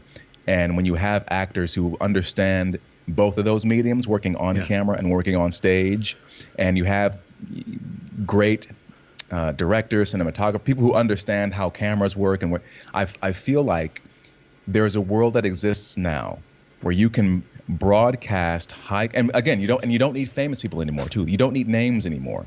That's the other thing, is that now people are micro famous. They have their own followings. No one cares about movie stars anymore. Like, they don't care the way they did 10 years ago. So you just need talent and distribution power, and we can find those both and combine them into what we're doing and transmit them. So now the audience does not have to be just the other sort of literati in New York or the other psychos in Los Angeles. Your audience can be the rest of the world. And so that is what's really exciting about that. And I think what I've been doing is really fascinating to me because, I'm uploading Shakespeare videos mainly, and I'm having people from all walks of life, conservative, libertarian, so on and so forth, who are saying, I want more of this. Hey, have you thought about reading this? Hey, try this poet or this poem. Oh man, I remember back in high school when I did this. It's opening, it's building a community, and it's saying, no, it's not that people are stupid, people are dumb, they're uncultured or uncivilized. People have the capacity to get this stuff if it's communicated well and executed well. Stop denigrating people and talking down to them because they just want the work. They're just cutting out their own audience. People who do that are just cutting out their own audience. And the way that you said that there's a lot of money to be made because the elites are just paying themselves to get themselves off with they're in their own bubble and they get all the prestige. I mean, they're expending their prestige like nobody's business because they're looking down on the audience and stuff. So, I mean, arguing against them, they're just kind of running around in circles in their cathedral. There's this entire mass of people who are actually educated, who do read a lot, and who completely see the vanity and the shallowness of what's being presented as the best and the brightest of America. We all kind of see through that now. Yeah. And so there's a huge hunger for that. So the fun question is, like, when you speak Shakespeare into a camera, like what are you doing? And then do you engage with your audience in like breaking it down? Like you do the performance and then you get to like interact with them and say, okay, this is why I did it this way. I could have done this way, that way, the other thing. You can involve people in the process, which is another level of content that you don't get to see when you go to a theater show. I think what's interesting now, and I'm still kind of figuring this stuff out too. I mean, I have one video. It's probably got the most views of all of my Shakespeare videos, but I posted a snippet of myself doing a piece from Macbeth, and I posted 2 different takes. And I simply asked in the description, which do you like better? And people offer their opinions. And again, we have to evolve, I think, as artists, as performers, because we exist in an environment where, again, we want safe space, and part of what's difficult about what I do as a performer is that, if I wrote a song or I drew a picture or I built a chair or something or made a painting, people can look at that and say, that sucks. And I won't like it, but I can just draw a better one or paint a different one. And it's like, okay, or make a different structure, a different piece. But when you're talking about acting and performing, it's like, you suck. Because I am my instrument, I am the canvas, I am, the conduit, I am the work. And so what's difficult is when you open yourself up to the internet space and all the anonymity, you expose yourself to a lot of, let's just say, unhelpful feedback. But at the same time, I think it's one of the cardinal sins of the internet. You never turn off the comments. You have to allow the interactivity of it is what's fun. And I mean, I've had a couple of podcast premieres and I'm still building this thing, but it's a real thrill to see people live chatting and responding to what's happening, what's going on. So what I want to do, I said before, music and singing are my first loves. I would love to do live performances, stream, get super chats. People can interact during the performance. We're broadcasting via Instagram or YouTube or various other platforms, and really build something that way. And sure, people will say stuff that's not nice, but at the same time, I'd be a hypocrite if I said, just don't listen to it. And because I'm like, I perform for the audience. The audience, they're my customers. And I wouldn't have a job if it weren't for them. So, I mean, it creates a great, and I think down the road, more savvy people. There's a director, a writer named Cameron Pasha, who's using, I think he's using Patreon or Substack for this, but I envision a future where I'll be able to workshop new work with the help of different audiences. And, because normally what you do When you're developing a script, it's like, it goes through all these drafts and rewrites, and you have readings of it, and you get feedback, and you go back and you do more rewrites, and you read it again, and you have other people. But again, the people you're getting feedback from are your peers and colleagues, not the average person who's going to be in the audience. So what it does now is that now the audience that will eventually be consuming whatever you're trying to create can potentially be a part of that process. Now, the danger in that is that you become a slave to what their opinions are, and you stop denying what your own true impulses are. But I also have faith that, we're living in a time where people really want authenticity, and the more that you're true to yourself and you follow, this is what I'm learning from myself now, at least, following your own interests, passion, instincts, taking what helps, feedback helps, and throwing away what doesn't. I think people will respond to whatever that authenticity is when it's joined up with a strong sense of craft. So in the short term, at least for right now, whatever institutions or whatever established industries exist right now, I think with the internet, that structure or those structures are going to be decentralized. That's kind of the key phrase right here. And if we can keep it free, well, what do you mean by free? Yeah, I mean, if we can keep it emergent rather than a top-down structure, which there's some wrestling about that with the way that these major corporations are in bed with other major things. So. And unions, too. Oh, yeah, there's no podcast union. I'll tell you that much. Ah, well, that's where I need to go. Because I think a little insider baseball, but I honestly think that unions are part of the problem. Every major structure has been infiltrated by this stuff, this authoritarian stuff. We call it woke, and I try to make that term complex and breathe life into it, but just to call it that for now. Teachers unions, university unions, actors unions and stuff. They say that they're coming for you to help you, right? And the letter that they send you. But really, they're like, we want you, it's like you're just a part of this new game that we're playing. And I don't even think they're really cognizant of what they're doing so much as they've been programmed. It's just, again, they're running a script. They're running a script. They're not even acting it. And you can, I don't know, I think that one vector of attack of radical activism is kind of treat them like actors and critique them like actors and say, well, I don't really feel that there, where are you taking me, like you're saying all the words, because they do. They say the same things over and over again, these thought-terminating cliches, as they're called. And who wrote those and what's the actual substance of that is open to critique, not just criticism in an argument sense, but aesthetically to critique that and say, well, let me show you how to do that better, and then kind of gently mock them or even bring their thing to the next level. I don't know. Well, it's funny because you mentioned we were talking about paradoxes before, and then you mentioned you called them actors. If I'm thinking about, I'm explicitly thinking about these actors' unions right now.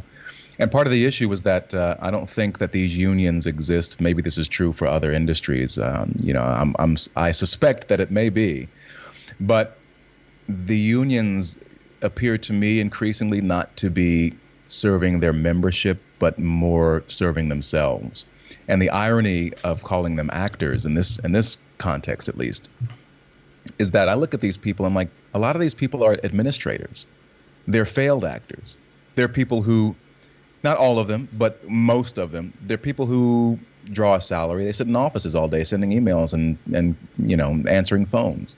They're not out, in the trenches pounding the pavement with the rest of us. They're in cushy office jobs, and they're sort of decreeing from on high what the rest of us can do. And I felt for years now, and increasingly, more so now than ever, especially in the wake of the pandemic, that they are a huge part of the problem. I feel like they are a huge, like in New York, for instance, they, on one hand, they provide a layer of protection from abuse. You sort of have a baseline salary that you can command if you're a union member. But at the same time, it's like, okay, well, what if you're somebody who is an actor and you have an agent who's supposed to represent you and negotiate on your behalf, but what if you're somebody who's like, I'm not in the union. I want to negotiate for a higher salary, or, I have those skills, those persuasion skills, and I have this leverage, you got this, that, and the third, which a lot of actors don't, unfortunately. But, you can get locked into contracts that just where someone who has an iota of your experience and expertise and skill is getting paid the same as you are. For work where they might have two scenes in the play, but they're getting paid the same as the lead. The lead is getting paid, and that's union. The people who, and again, it's the same people. We talk about paradoxes. The people who preach about equal pay for equal work will turn around out of the other side of their face and say, well, no, we should be favored nations. Everyone should be paid this. And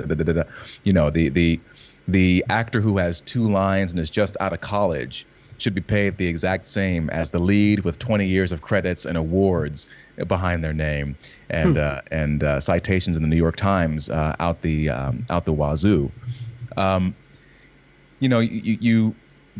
They're kind of toothless and kind of feckless, and and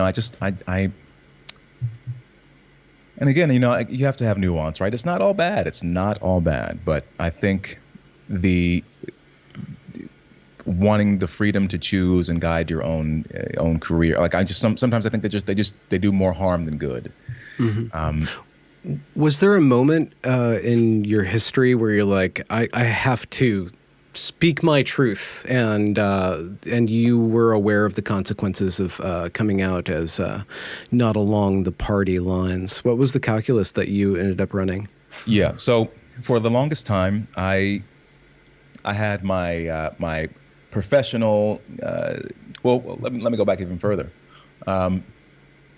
There was a time when I was on Facebook, which I'm told is now it's only for old people, but I was on Facebook and I was beginning to have the inklings of what people call their red pill moment, and I was just asking questions, or I would post some provocative memes, and I would get these messages from people just being like, be careful because I feel like they would kind of be cryptically worrying that I somehow joined the alt-right. And I was like, well, I don't know if you know anything about the alt-right, but I don't think they want to have me as a member of their club. Just FYI. But what happened was I began to get really tired of arguing with people about these kinds of things, and people responding not with anything compelling, but just mainly snark and just trying to be clever. And so eventually I said, okay, I'm going to keep my thoughts to myself. Oh, okay. And I left Facebook, which were some of the happiest years of my life, coincidentally. And then I had another Twitter and an Instagram where I was like, I'm just going to put my work stuff on there. And I have this anonymous Twitter account where I say what I really think about things. And over time, I've described this in other places, you just got tired, especially after Trump was elected. People's brains just broke. My feelings about him. I mean, I didn't even talk about him publicly because there was just no way to have a nuanced discussion about Donald Trump, especially on social media, but particularly within the confines of the entertainment industry. And it's not that, I mean, when he first announced that he was running, I mean, I made this really rudimentary meme where I took a portrait of him and I drew on this shitty Batman cowl, and I just wrote, like, not the hero America needs, but the hero America deserves. How little did I know how prescient that would be. But I was like, this guy, he's a clown. And then when he got elected, and I saw the way that all these supposed adults around me behaved, I was like, this is so weird to me. And again, I was having interactions with normal people. The first person who ever told me he was voting for Trump was a black barber in Connecticut. And then I would go, and his concerns were mainly about the economy. Then I would go to the YMCA and Lyft, and the white guys there were talking about jobs and the economy. So immediately, and then I get to rehearsal, and it was all racist, racist, racist, race this, race that, dictator, fascist, yada, yada, yada. I can't believe it, racist. And so I already had the sense that something greater was going on here. And when he got elected, I remember we were at, working on this show, and we had a little gathering at the head honcho of the theater I was working at, and all the adults were just like moping around, and I don't know what to make of this. I don't know where we're heading. And I'm the only guy walking around like, I think we'll be okay. Oh, it's not that bad. But the whole point is that my feelings about it were mixed, but I saw, it was just inescapable. You be at rehearsals every 10 minutes, your director or the lead actor would pull out their phone and be like, read some headline. Did you see what Trump did now? Da, da, da, da, da. And I was like, okay, whatever. I'll just keep on. I'll just stay quiet. I'll bite my tongue. I'll take a bathroom break. I'll be going over my script, being very diligent and hardworking. But what happens over time is that it erodes your soul, and you spend your days denying yourself, denying the truth of who you are and how you really feel. And going back to what we were saying before, like one of the paradoxes, again, of acting is that you have to have a great degree of self-knowledge to be able to tap into your most precious, sort of vulnerable, protected spaces so you can use them in service of these fictional characters. And like I was saying before, if you are denying yourself access to parts of yourself in your private life, then you're denying yourself access to those same parts when you're on stage. And it has other consequences too, because you're in an industry where relationships are very important. Who you know is very important. Your reputation is very important, because no matter where you are in your career, there's going to be 100 guys behind you who would kill to have your job. So, you better not be difficult. You better not be someone who ruffles feathers. You better be a good worker and a nice person, and people better like you. You better be likable. And so you have to constantly walk this tightrope where you're silencing who you are, you're stifling your true self, but you're still expected to produce great work and be professional. And over time, I found that it's just really hard for me to not talk about this stuff, to not talk about politics, to not talk about culture. I've become very engaged and interested in it. And increasingly, the more that once I began my intellectual journey, which that was what followed my red pilling, it was now I'm reading all the books I should have read as a younger man. Now I'm discovering all the history that I should have known about before, and it's an exciting, dare I say, brave new world. And as an artist, you have to be curious and empathetic and open and always questioning things. And I'm thinking to myself, gosh, there's so much that I don't know, and it's so exciting, and I want to share this stuff with people. But then you meet this ideological wall, and over time, one example I'll use, I was working on this play where it was set in 1947, and a lot of it took place in a factory. So World War II, a lot of men are off fighting overseas, so women are called upon to do these jobs. And I was like, well, isn't it? So, wow, okay. So we're doing a play where the intermingling of sex and danger is very, very present. It's very exciting. One of the reasons I wanted to do the project in the first place. And I raised the point that, and it was sort of a Petersonian point, Jordan Peterson kind of a point where, well, maybe what if we explored this idea that men and women sharing the same space together for maybe the first time in their history together, what is the tension that might exist there? And it was like, boom, well, black women been in the workforce, da, da, da, da. So these people heard me say that basically women don't belong in these jobs. The point I was trying to make was, what kind of tension and conflict and fun for the audience and for ourselves as artists can we tease out of these moments where we are these two different animals occupying the same cage? That's the point I was making. But you hit these walls, these barriers all the time. And again, or you're sharing dressing rooms with people who are like, this toxic masculinity. I'm thinking to myself, me personally, the more I embraced my masculinity, the happier I became, and the more work I got, honestly. And so when you're working with colleagues who say these kinds of things, you think to yourself, well, I can't really be myself around you. And if I can't be myself around you, who am I going to be myself around? You know what I mean? And so the broader point is that you begin to erode your soul because you're lying to yourself constantly. And the breaking point for me was last year, where, as I said before, you know, in the wake of it was part of it was the pandemic and the industry response to it, which I felt early on, like, and people can go back and find, you know, dig up old tweets, you know, from like March, you know, and maybe January to March 2020, where I was totally on board. There was a story that emerged where an usher was tested positive for COVID, and they were going to keep on performing.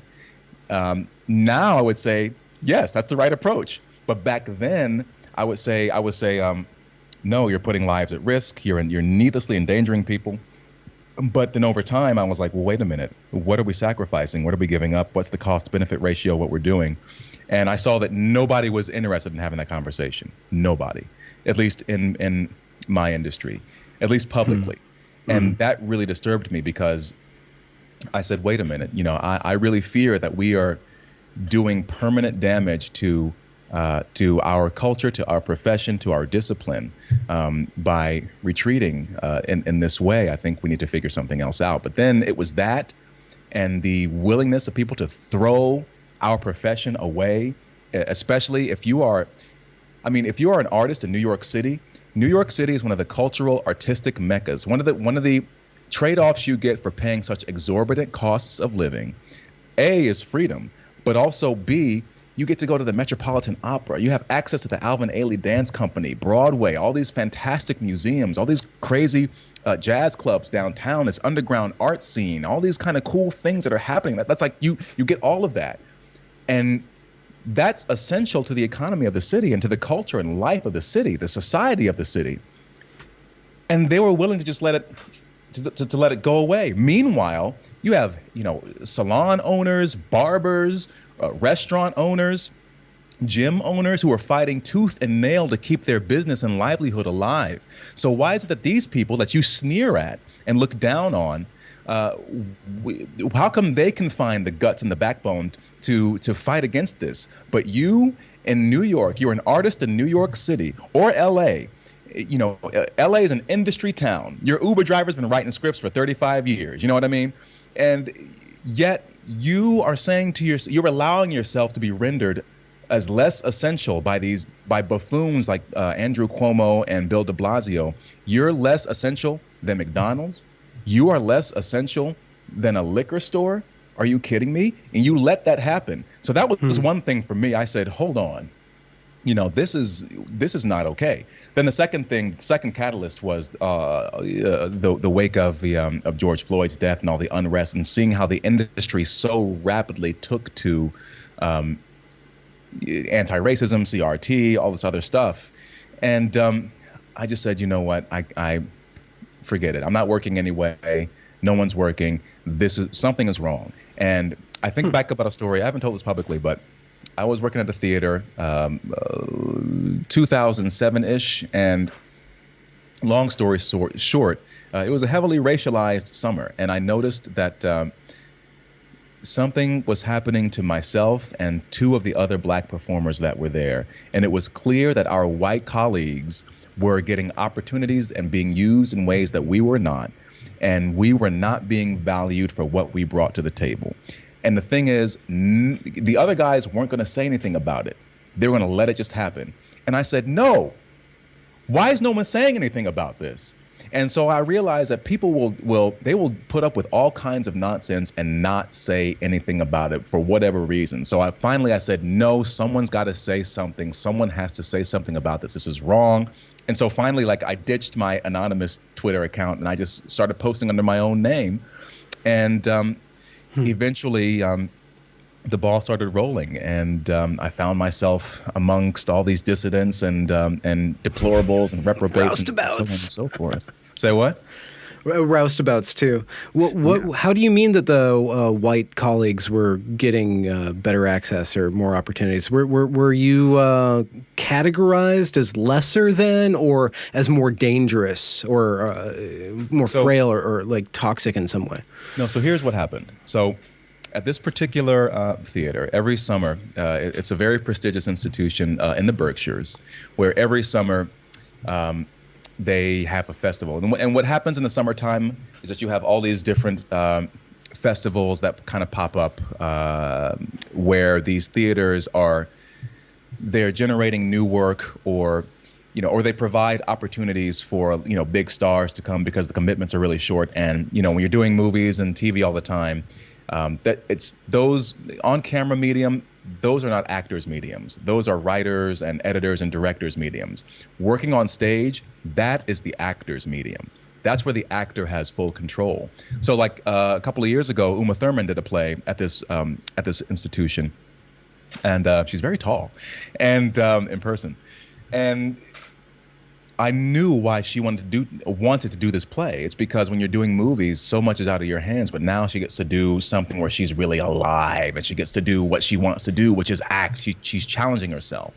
And so when you get that kind of caliber of people, everyone wants to be there. And I was lucky enough. This was between my first and second year of grad school. So what these theaters do is they go around to all these top institutions around the country, and they audition actors, and they bring in people, usually in basically unpaid internships. I mean, I was actually paying to be. I needed a scholarship to be at this particular place, and so it's an honor to be there in the first place. And at that time, it was me and 23 other actors who were a part of what's called the non-equity team, aka the non-union actors. So there were the interns, which are all like the little college kids who were paying to be there, and basically were like cheap labor for the theater. And then there was us, who was like sort of a higher tier, and we were getting roles in some of the main stage productions with these movie stars and big directors, and we're taking meetings with major casting directors at various networks. It's just a brilliant opportunity for a young actor. So the first day we got there, all of the non-equity actors were in this big room, and we each had to do a monologue for these 4 younger directors who each were directing 2 one-act plays in the smaller theater on the campus over the course of the summer. And so we just you audition, and you do your work, and then they kind of evaluate where they want to fit and slot you. But it was me and 2 other guys, the only black guys. We were the only black guys. Everyone else got called back. I think there was like maybe one like weird looking white dude that didn't get called back. But when the callback lists went up for the first round of one-act plays by these 4 younger directors, to be directed by these 4 younger directors who were all white. And I remember at the time, again, this is when I was still inside of the sort of progressive ideology. So I saw who they were, and I said, pause, don't be cynical, just do your work. And I had people who weren't even in the room that day coming up to me afterward and saying, like, yeah, we heard about that piece you did. I mean, that was just, we're really happy to have you here. Like, wow. And yet I look at these callback lists, and I'm not on any of these callback lists. And the thing about it is that the other 2 guys weren't either. And you're talking about situations where you had one play where one of the characters is gay. That character was ultimately cast with a straight white male, even though one of the other black guys that had auditioned is actually gay. So, and it's not that, me and the other 2 guys were even similar in any way. We are not. We're all completely unique and distinct sort of performers and personalities and actors. And none of us got called back for any of these shows. And I was like, then what am I here for? Meanwhile, at the same time, on the main stage shows that I was talking about, myself and the gay guy I was talking about, we were basically backup chorus dancers in this really bad musical, and that was our main stage show. And then let me back up. But then my white colleagues, they're getting like nice featured roles, some even principal parts, which could really help their careers out. And the biggest, the black person among us three guys who had the biggest role was playing a butler in an Allison Janney play. And it was like, why are we here right now? What are we doing here? And there was all kinds of hand wringing from other actors, like, oh my God, this is so, and the directors were embarrassed, like, oh my God, I can't believe, oh my God. And then what happened? The second round of plays, we auditioned, and guess whose names were at the top of all these callback lists? It was us, but it was tainted. I got cast in the lead in one of these plays, and I was like, am I here because I'm actually right for the role, or am I here to make you feel better about yourself, white woman? And, so it was that sort of disrespect, but also just on the main stage, like, okay, there's nothing for me here. Meanwhile, I'm watching my less talented white colleagues, working with freaking movie stars. And, and I talked to people about it at the theater, and, they were embarrassed or whatever. But so that was what was going on. It was very racialized for me. Do you think that was because the first round was because there was nervousness around working with black actors because everybody's consciousness is so focused on race? Or no, I mean, this is 2007. So this is kind of, this was, we weren't as obsessed with race then as we are now. But it was just, at the time I was like, okay, well, I just felt like I was not being utilized, and I talked to other people, other black performers who had the same experience at these institutions, and and then there was other stuff like there was a celebrated black playwright who was at the time doing a tour of plays around the nation, and one of the staff at this theater was saying, well, this playwright probably will never have a production at this theater. And I'm thinking to myself, like, what are you people doing? Like, so if that answers your question, I mean, it just, I don't think any of it was malicious, but the impact that it had on me is that I was like, look, I'm better than this. I'm worth more than this. I have more skill than this, and I'm not being utilized. And I saw why a lot of black actors quit. You begin to see what kind of barriers we're actually facing. Because part of the problem is that, again, you have people who come from certain walks of life. It tends to be more bourgeois. The kinds of people that end up becoming writers, producers, and so forth, they tend to come from a specific kind of culture, and they may not. So, for instance, if I'm writing a play which features a male lead character, a gay male lead, it may not occur to me that there might be a black person that can fit in that part, just because maybe I never saw that growing up, or it just wasn't a part of my experience, even though like common sense would say like, well, it's just sexuality, or sexual identity, whatever it is, a preference. It shouldn't matter about skin color. So I think part of it is it's not malicious again, but I think it's just this bias where people look at things in a very specific way, and that informs casting decisions. It informs what kind of plays or scripts get greenlit or produced and programmed into various seasons. And isn't this ultimately what equity and anti-racism are being implemented to correct or right? Right. Well, that's the difficult thing about it, because it has had some utility in the sense of that someone like me. They're looking out more now for people like me, and there are more trained actors who are not white now, who have the skills to be able to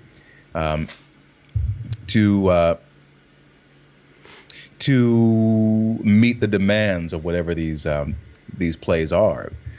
So it's difficult and it's also difficult because I rail on and on about the problems in the industry, but just working on the ground with a lot of people, I mean, when you remove the politics from the situation, otherwise very lovely people who are very kind, extremely gifted, smart, charismatic, very feeling people. I mean, that's why we're actors in the first place, I guess. But beautiful people.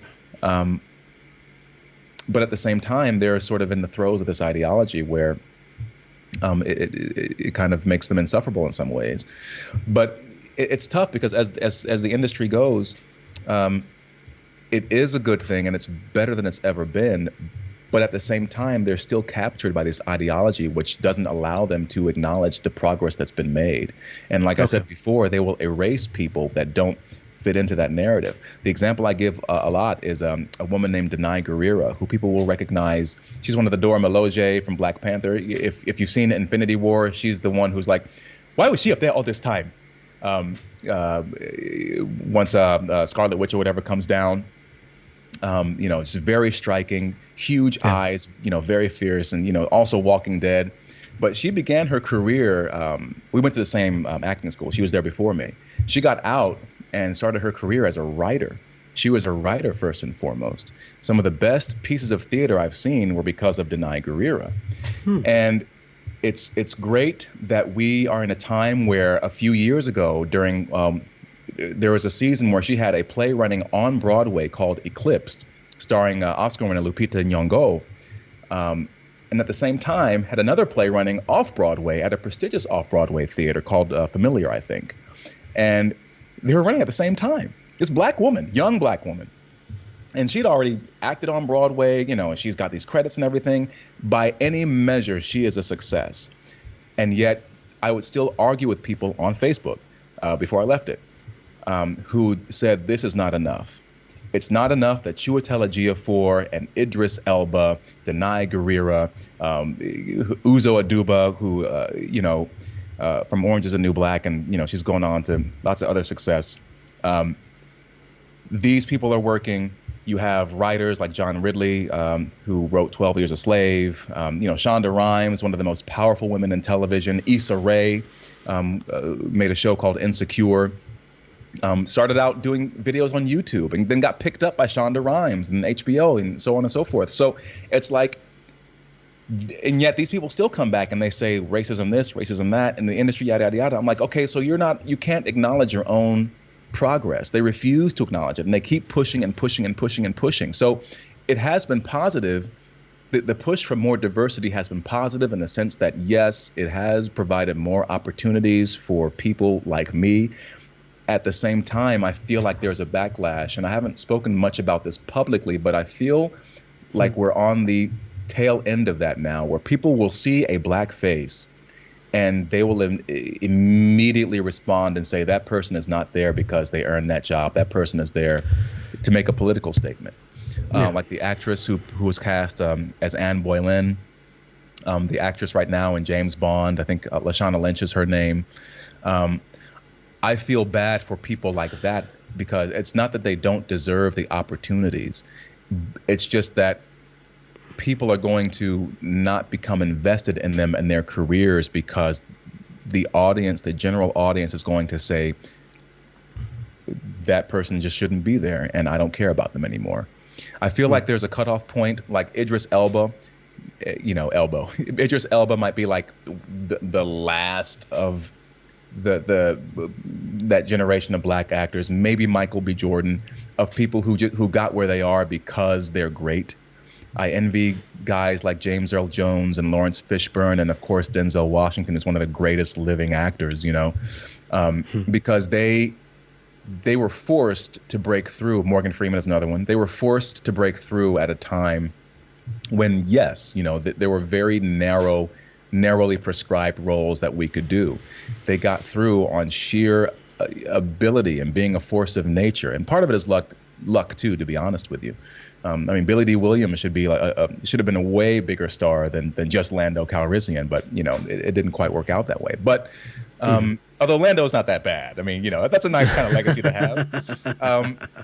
But now I think that the issue is that the push for quote unquote diversity. First of all, it's people who all think the same but look different. So they want diverse Marxists, basically.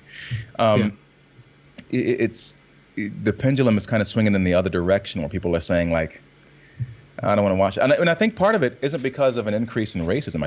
I think part of it is people realizing that in their own lives they're like, I'm not a racist. I don't care about it. Even in this space right now, it's just funny because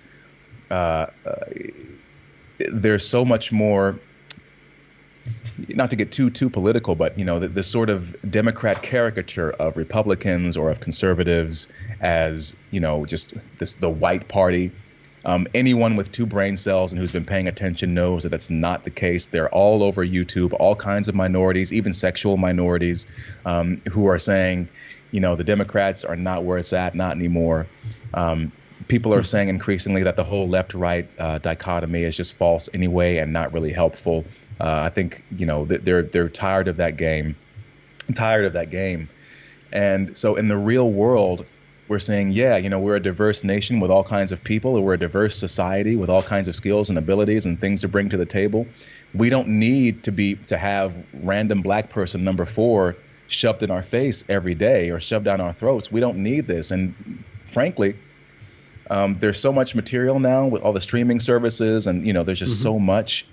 I worked with an actor who put it pretty well. He said, "There's too many mother effers working right now," and so what's happening is that people are getting these big jobs, and they're not that good, and it's just, and so that compounded with people having a knee-jerk reaction to saying like.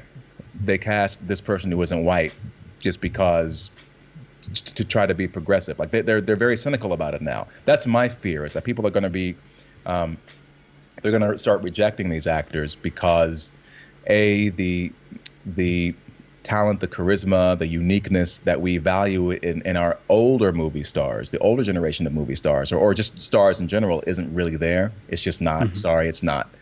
And at the same time, the casting seems to be connected to making a political statement. And so I think that's sort of my fear, is that, in a way it's good, but it's a double-edged sword, because now the backlash, especially again in the wake of Trump, and again, the rise of social media. I've been talking with some of my artist friends about, like, there's like a cutoff point. It's like after 2010, things seemed to really go downhill for some reason, as far as the quality of the art that we see, at least put on display, or popular art, if you want to put it that way. So, whatever's being exacerbated by social media, the news cycle, along with this destructive, cynical, authoritarian ideology, orthodoxy. I don't think that it's doing minority performers, artists, actors any favors anymore.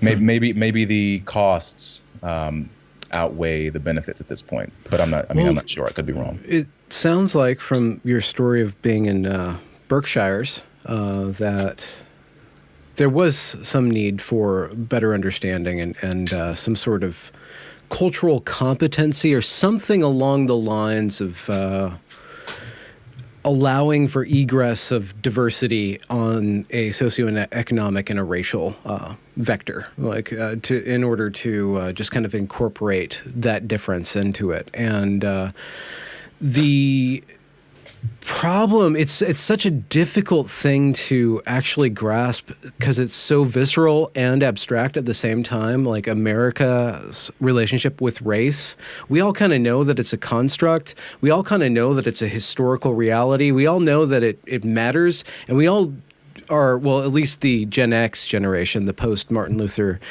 Jr. I Have a Dream speech generation, where we were supposed to concentrate on something other than that, but not concentrate it on enough. So it's a difficult conversation to have and understanding to grasp, because I didn't.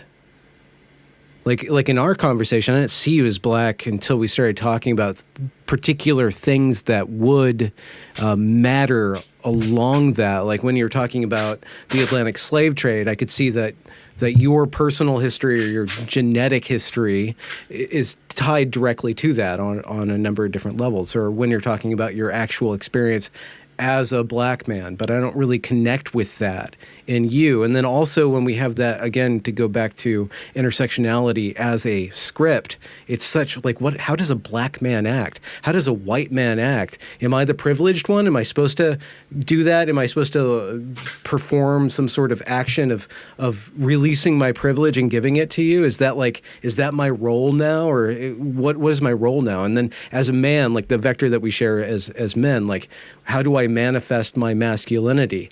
There are so many different ways to actually perform masculinity that, with the gender conversation, it's just kind of being broken down into you're either a superman or you're basically non-binary or you're actually a woman, right? Our conceptualization of social roles, I think, really does.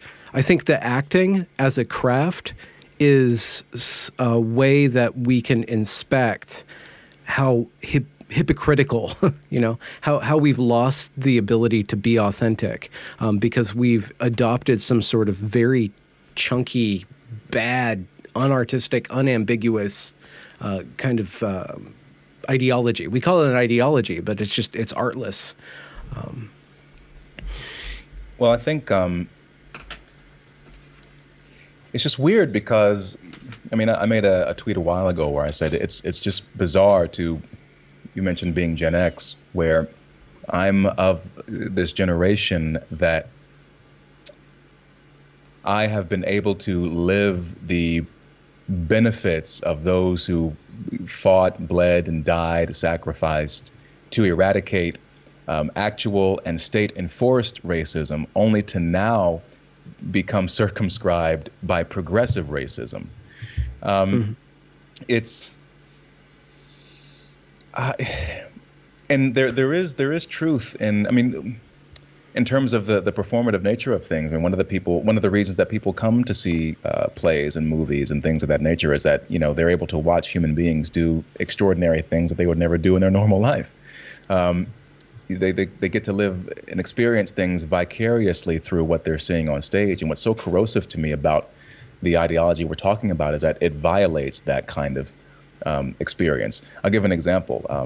I go back to this play I was doing in Connecticut, where I first learned of the black barber who was like, "I'm voting for Trump."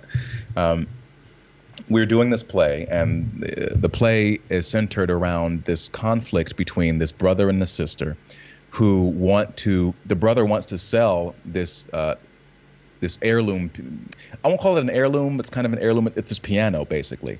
And what's special about this particular piano is that it's been a long time since I worked on this play, but I think it's either my grandfather or great grandfather, who was a slave, basically. This piano was at the slave master's house, and my ancestor risked his life, basically. I think he ended up getting killed for this, but carved the entire life history and lineage, in the wood of the piano. And so for my character, it's like, this is my lineage. My father and my great grandfather, grandfather, father, they passed this down to me. So now I have to build on what they left for me. That's one of the lines he says in the play. Meanwhile, my sister says, "We can't sell this piano. Our whole history is on this piano. What are you talking about? We need to remember the past and yada." So it's just a great conflict. So my approach to the role was that by the end of the play, he is maniacally obsessed with selling this piano, to the point where it seems like he's cracking mentally. And if I had a more competent director, it would have been really exciting, because I really wanted to play this part for years. But the point is that at one of these talkbacks, and it's ironic because the backdrop was this black female moderator who had these public school kids, and she was trying to make the talkback about black women in this playwright's plays. And the thing is, like, no, I'm sorry, this writer was great, but he wasn't really writing about women. He was writing mostly about men. And so to try to even twist this, into something it's not about, is already irritating. But the point is that I was talking about my approach to this character. And one of the things I loved about this character was that he was unapologetic about what he wanted. He comes in at the top of the play. It's early in the morning. He's making noise. He's running his mouth. He's like, I want to see my sister. I want to get this piano. I'm gonna sell this piano. I'm getting back into the character now. I'm gonna sell this piano. I'm gonna do this. I'm gonna do that, and I'm gonna build my life, my legacy. And he goes after it. He goes and goes and goes, and he's so headstrong, and he's so set on what he wants for himself. He's worked this out. This is a black man in the what year was it set in? 1920s, I want to say. No, the 30s, 1930s. Former sharecropper who has worked himself out of that. He saved up a bunch of money. He has a plan, a business plan. He knows what he's going to do. He knows what his future is for him. And there is a white guy in the audience with his girlfriend, nondescript, jeans, it's like a fleece top or whatever. Looked to me like just an average kind of working white guy. And when I described my approach to how I saw this character, he was so excited. He goes, yeah. He sees what he wants and he goes after it. And to me, that response was so valuable because that was somebody whose experience does not match my own, certainly does not match the experience of the character in the play, but he still found commonality with this particular character, which is foreign, which is this black man who's foreign to his experience. And this black man who would have seen this white man as an oppressor, basically. And I'm saying that's the power of it right there. And that is what a lot of this obsessive progressive, I use progressive in quotes because I feel like nowadays to be anti-progressive is actually to be progressive. But progressing towards what? We don't have to get it. Well, that's the dude. Listen, I'm gonna wrap this up and we can go down that rabbit hole. But it's like, but the whole point is that, yeah, man, like that's the power of what we do is that this white man could sit there with his girlfriend and be like, and maybe even go home and say, you know what, I'm gonna draw up my own business plan now. This dude was doing it, I'm gonna do it. I'm selling my dad's GMC. What? I'm selling my dad's truck now. Well, but you know what I'm saying? But like, it's just, I was so moved that he responded in the same way that I did. Like, yeah, this dude takes what he wants, he goes after it, and that's the power. That is what these activists, these faux activists who are masquerading as artists are. They are violating that. And then the question is, who gets to define what progress is? What are we progressing towards? You know what I mean? It's just I don't know. They have these vague notions of equality, yada yada yada. But I feel like objectively, what we're progressing towards is something that's not that great. But it feels good to say that to be able to characterize yourself as on the right side of history, on the side of progress. I am a progressive, and therefore I believe in making things better for everyone. And I'm thinking to myself, like, the irony to me is that they think they're so new and radical. It's like, bro, just, again, this is part of my intellectual journey now. But then you read, works from hundreds of years ago when you see some of the same ideas and same ideologies being put forth. It's not just the 20th century. It's like, 18th century, probably even before that. So, I'm like, first of all, y'all are not the radicals, the revolutionaries you think you are. Like, none of this crap is new. People have been trying. We've had the same kind of ideological struggles for a long, long, long, long time. So nothing that you're doing is even new. So how do you know it's progress? You don't know. You don't have any sort of barometer to measure it against because you're so ignorant of everything else that's not of your time. So without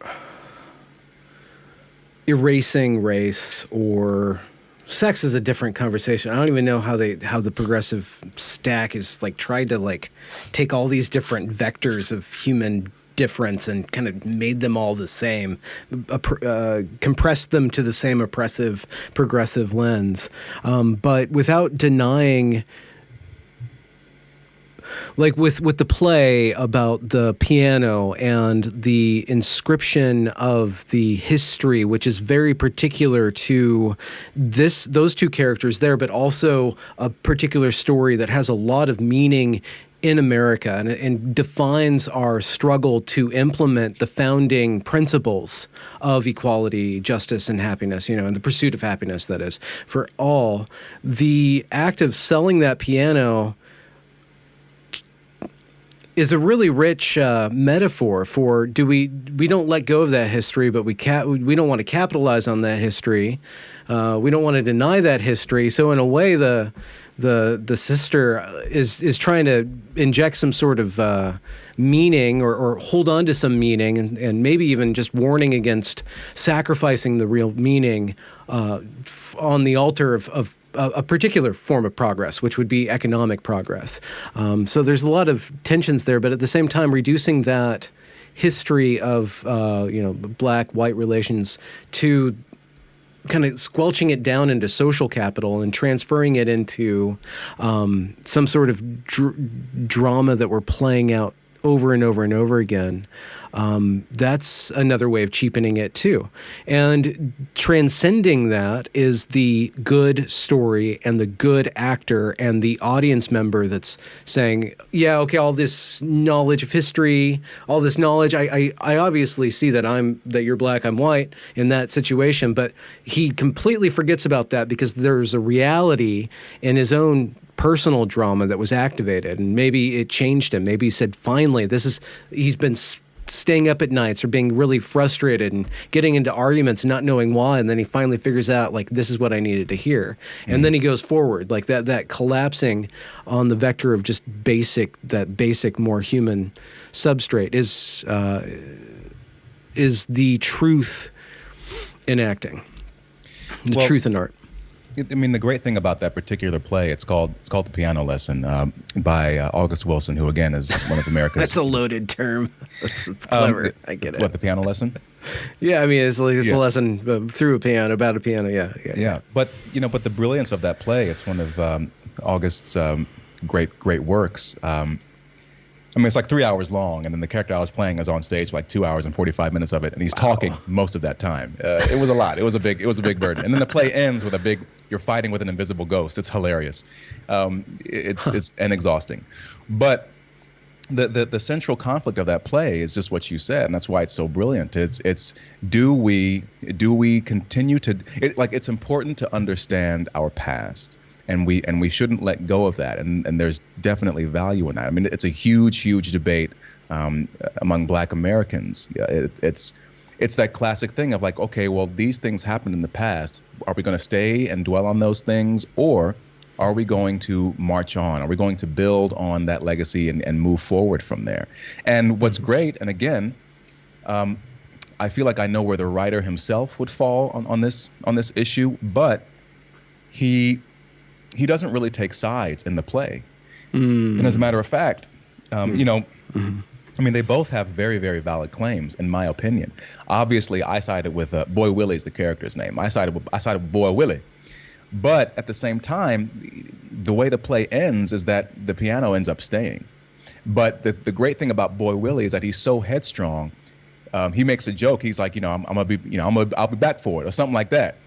But you get the sense when he walks out the door at the end of the play that he's going to find another way because he's that kind of a guy. But again, it's I think I said this before. It's like, the great writers, they raise more questions than they answer. What's going to happen to Boy Willie now? What's going to happen to his sister Bernice? Is she going to find love? Is she going to be able to release the grief that she's been hanging on to, which is tied to this piano? Is she going to? Because part of the thing is that she won't touch the piano. She doesn't touch the piano throughout the entire play, except for in the final scene, where she starts playing, and it basically all these supernatural events begin occurring. It's really kind of cool, but it's so powerful. But it's just like, it's so mundane when you think about it. It's like, what's a play about selling a piano or not to sell it? But it means it has so much more weight than that. And if you're and maybe probably beyond. I mean, that's also, though, now that I think about it, a universal human struggle in terms of holding on to the past and versus moving on towards the future, and the balance between those two. But for Black Americans and Black America specifically, it's got an extra emotional punch. But again, I go back to, that didn't stop this one white person from being inspired, as you were saying. So I mean, it's just the power of what we can do. Yeah. There was this the 12 Years a Slave, the movie. It's such a powerful movie for me personally. There's this moment where, what's that awesome? Fassbender is whipping. How do you say the lead character's the actor's name? Chadwick? Chiwetel. Is it Chiwetel? Chiwetel Ejiofor. Oh, wow, Nigeria. okay. Yo, yo. Really? He's a great actor too. He's been in several films and stuff. Yeah. But there was this moment where Fassbender breaks down and starts whipping him, and you could see that you could just switch that the slave master is becoming the slave in that moment, and that the slave is actually becoming the slave master. Like the roles are reversed, even though the oppression's going in one way. There's so much potent things going on in that transaction that they're actually bound up in that.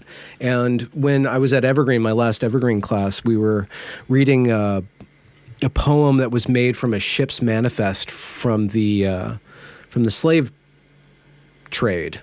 And somebody had done this this form of poetic writing where you just erase words. Like, so you just make a poem by erasing and taking away words, and then what's left is the poem from this slave manifest. And we were really dwelling on oppression and the black struggle and everything that eventually was manifested in the Evergreen protest. But I had this realization, like, we don't have justice until we can see ourselves in both positions. Like, the art isn't to just make the white person feel bad about a white person enslaving a black person, or a black person feel bad for a white person enslaving a black person. The real human quandary and lesson is to see that I have the capacity to be both of those people. Both of those people dwell in me, and I have to actually tend both of those and humanize both of those. So in a way, the art, or a good piece of art that would be about a slave trade, would imbue the humanity, or make these moments like with Macbeth, like at the end, like this moment where he's a total. He's unredemptive, or irredeemable at this point, but he's somehow human in his damnation at the same time.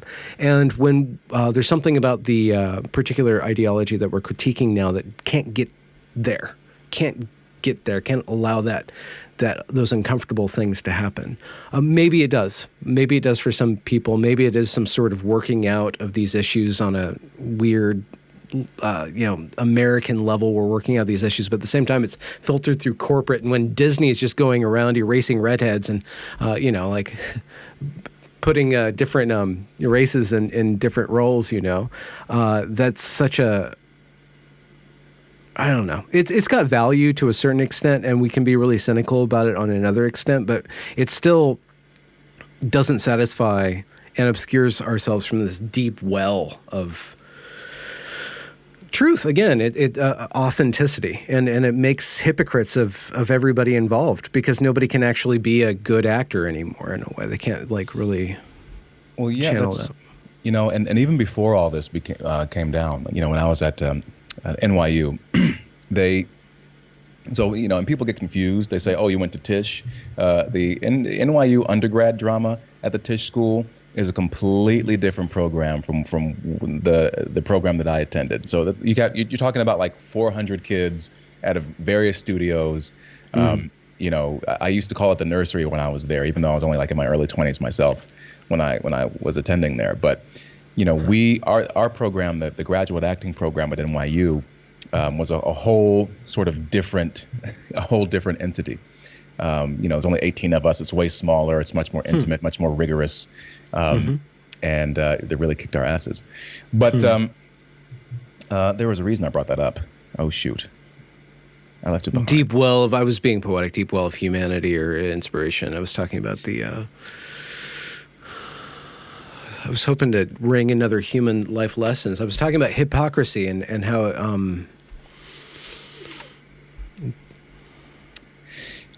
I think the point I was going to make is that one thing that was just drilled into us over and over and over again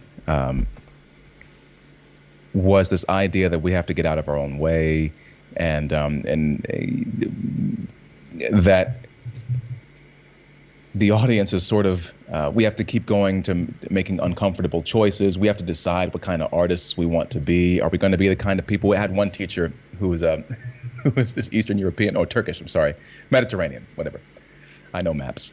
And she would deride what she called like the Mickey Mouse kind of acting, like very surface level, very I know what I was going to say. It's come back to me now.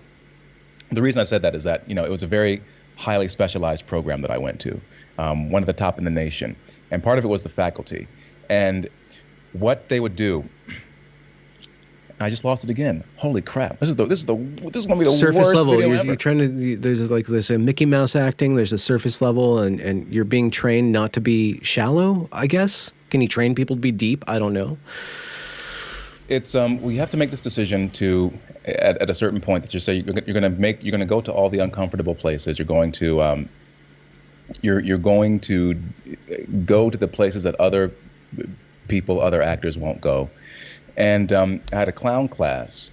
Everyone should take a year of clowning, not like Ronald McDonald clowning, but like actual clowning. If you want an example of a brilliant clown, look up a man named Bill Irwin, one of the greatest clowns ever, American clown.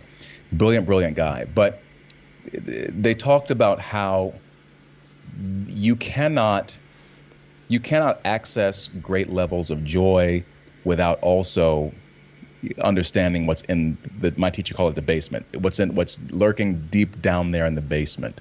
Mm-hmm. And I think that part of the issue now, this is what I was going to say. Got it. I swear I got it this time, but so one of the things that you were able to do as a student there at this program is that you could sit in on auditions of prospective students who wanted to get into the program.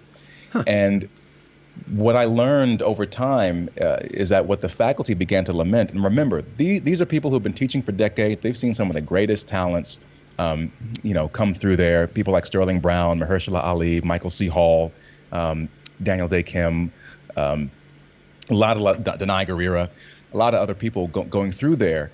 And they said, what we began to notice is over time, we are seeing fewer and fewer people who, they might be nice, they're friendly, they're kind, their work is okay, it's acceptable, but it's not.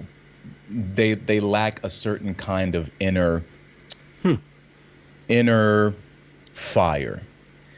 Zelda, who I mentioned before, she wrote that, part of their goal in the program, the graduate acting program, was to find artists who had soul. They wanted soulful artists. And the faculty would relate to me that they were finding it harder and harder and harder to find people like that to get into their program. And it wasn't until I began to see these auditions where I began to see what they were talking about, which is, the kind of Mickey Mouse kind of thing, the surface level. People might look good, they're very nice, they're smiley, they're bright and shiny and young and friendly. But in terms of being in touch with a deeper force within themselves, or even being willing to do that work and go within themselves, because again, it's not comfortable, man. It's like I did a scene in a class from Julius Caesar. It's called the tent scene. It's Brutus and Cassius. And Cassius, I was playing Cassius, he's painted as by Shakespeare as sort of mercurial, not as in check of his emotions as Brutus, who is a Stoic. And there's this great scene where they have this conflict. Caesar's already been assassinated, or has he? Oh, I forget. It's been a long time. But me and my scene partner, we'd rehearsed, and we thought we had a decent rehearsal, so we're presenting for class, and then we were so I especially was so frustrated. I ended up throwing a chair at one point across the room. But after I threw that chair, the funny thing was I had sort of ripped off this layer of social grace that I was talking about before, because I displayed this flash of what was not socially acceptable behavior. And at that point, we restarted the scene at a certain point, and I'm talking, and my teacher interrupts and goes, "Just believe in the words you're saying, Clifton." Now the circumstances of the scene is that my character Cassius begins to say, "You can kill me here now if you don't believe that I believe in the cause, yada, yada, yada. And I felt something open up deep down, like in my gut, like, almost pelvic floor level. That's how deep it was. And all this stuff started coming out, and the scene became riveting because tears are flowing. And again, it's not that I'm crying that's the issue that makes it good. It's that the emotion is in service of a deeply held need, which is to prove to this other, my friend at a time of great strife, that, I'm loyal, I'm a good person. If you don't believe me, you can take this sword and stab me through the chest right now. This is how passionate I am about what I believe in. So you're watching a man in a dire situation, and a man, a big black man, but you're not, just opening up and fighting for his life, essentially, to prove his loyalty. And then it affected my scene partner, who himself was like, he teared up and he went and so it became a scene less about these two men speaking Shakespeare and trying to work something out. It became about these two friends in a dire crisis, trying to figure out what the hell did we do and how do we go forward from here. And there was a point where we found ourselves, and here's the duality of it. So we went through all of this emotional stuff, right? And then we looked at ourselves, and we're both ugly crying. We're sitting on the floor right now because we had embraced and hugged or whatever, and we look at ourselves and we start laughing. We just start laughing at ourselves. This is in the scene. We're still in the scene. We hadn't rehearsed any of this. We hadn't planned any of this. It's just what carried us in the moment. And that's what it is right there. It's the ability to say, okay, how can I access all these parts without throwing chairs across the room and doing property damage? Yeah. But if you increasingly have generations of people who are stifling just the most basic kind of ideas or impulses, who are saying to themselves, who have these very narrow and rigid ideas of what a man is, what a woman is, what a black person is supposed to be like, what a white person is supposed to be like, and they internalize whatever that is because they have to conform to their ideology, because if they don't, there's social and professional costs. Let's remind ourselves of that. You are increasingly going to produce people who like I was saying before, they're so used to cutting off those parts of themselves. And also, I think, the coddling of the American mind sort of goes into this, that they come from a culture increasingly of a safety-focused culture. Maybe they were more pampered. They come from backgrounds where for whatever reason, that kind of stuff is suppressed. But now, there's, on top of that, there's this political ideology, or socio-political ideology, which says that everyone has to be safe, and you can't hurt anyone's feelings. You can't even think a thought that might be harmful to a group of people. And it's like, there is sure, you don't want to be malicious to people. You treat people kindly, with respect. Okay. But when it gets to the point where you're denying yourself the even the impulse of saying, like, this fat mother is fat. They're just fat. I don't like fat people. You know what I mean? Like, it's not, I don't mean to just, be fat shaming or fat phobic. It's just, people are who they are, but we're increasingly creating people who are, because of political reasons, are denying their own basic kind of impulses and functions. And then those people want to become actors or artists or whatever. And they're just kind of hollow, and they're dead. And on top of all of that, they are more interested in becoming proponents, proselytizers of a certain ideology than they are. There's a video on YouTube right now, as a matter of fact, it might still be up, where this like sort of weird dating coach guy goes into Central Park, and he talks to a group of students, and they're NYU grad acting students, because I recognize some of them. One of them is in Black Panther. One of them might be playing John Connie's son. Black Panther's dad's son, whatever, of a young version of Black Panther's dad. But I'm like, I know these kids. I know who these kids are. And this guy just says, well, men and women are different. And you see this white woman start tearing up. She starts crying, bro. She starts crying. Then all the other dudes swoop in like, yo, hey man, step off, man. Don't. And I'm thinking to myself, what? I've even heard, right? So when I was in conservatory, part of the whole reason I wanted to go is because I wanted to learn how to be a transformational actor. So we have what's called leading actors and character actors. I've been described as a character actor in a leading man's shell. So and my resume reflects that. It's just I take great pride in my diversity and my ability to just sort of be a chameleon. But now you can't even say transformation. Why do you think that is? Well, it's offensive to trans people. So one of the whole reasons that audiences, one of the whole reasons people become actors in the first place, you want to be able, it's fun. It's hard, but it's fun to transform into different characters. And it's also fun for an audience. That's what they're paying to see. They're paying you money, which they can make more of, but more importantly, they're paying you time, which they can't get back. So you owe it to them to show them something amazing. And if that is, your ability to do accents and have a weird gait when you walk and just be totally convincing, even though they saw you in a play a few months ago where you're playing someone completely different, that's being transformational. That's part of the fun of the craft. That's the art of it. That's what we do. But now you can't even say transformational because trans people might be offended. So then how are you supposed to teach? Then what are you supposed to learn from that? Are you just supposed to, how can you justify teachings? For instance, there's a class called Techniques of Voice and Speech, very technical. Just brief example. If I'm saying something like, I have to go to bed now. Techniques of Voice and Speech says, what's the operative word in that sentence? Is it, I have to go to bed now? I have to go to bed now. I have to go to bed now. So each of those readings has a different intention, a different meaning, right? And then you add on top of that inflection, volume. I have to go to bed now. I have to go to bed now.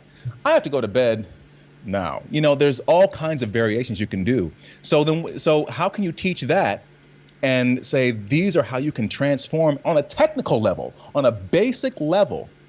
This is how you can transform your voice. Oh, we can't say that. We can't say transforming our voice because that might be offensive. And what about this person over here who was born one way biologically and now there's something else? Maybe they don't have the same kind of vocal range. That's insensitive to them. So you can see the kind of rabbit holes this creates and how it's going to limit and put a straitjacket on artists going forward. And this is on top of people who, again, like I said before, are raised in a culture of safetyism and just having parts of themselves cut off. It's not even the safety jacket or the straitcoat itself. It's that all of the so much resources of humanity and of growth are through breaking through a straitjacket, or like actually getting out of that, wiggling out of something that boxes you in. A lot of what you've spoken about becoming a better actor was to be able to break through these different things and to be able to even show that you're breaking through things without breaking out of them at the same time. There's all these layers of craft.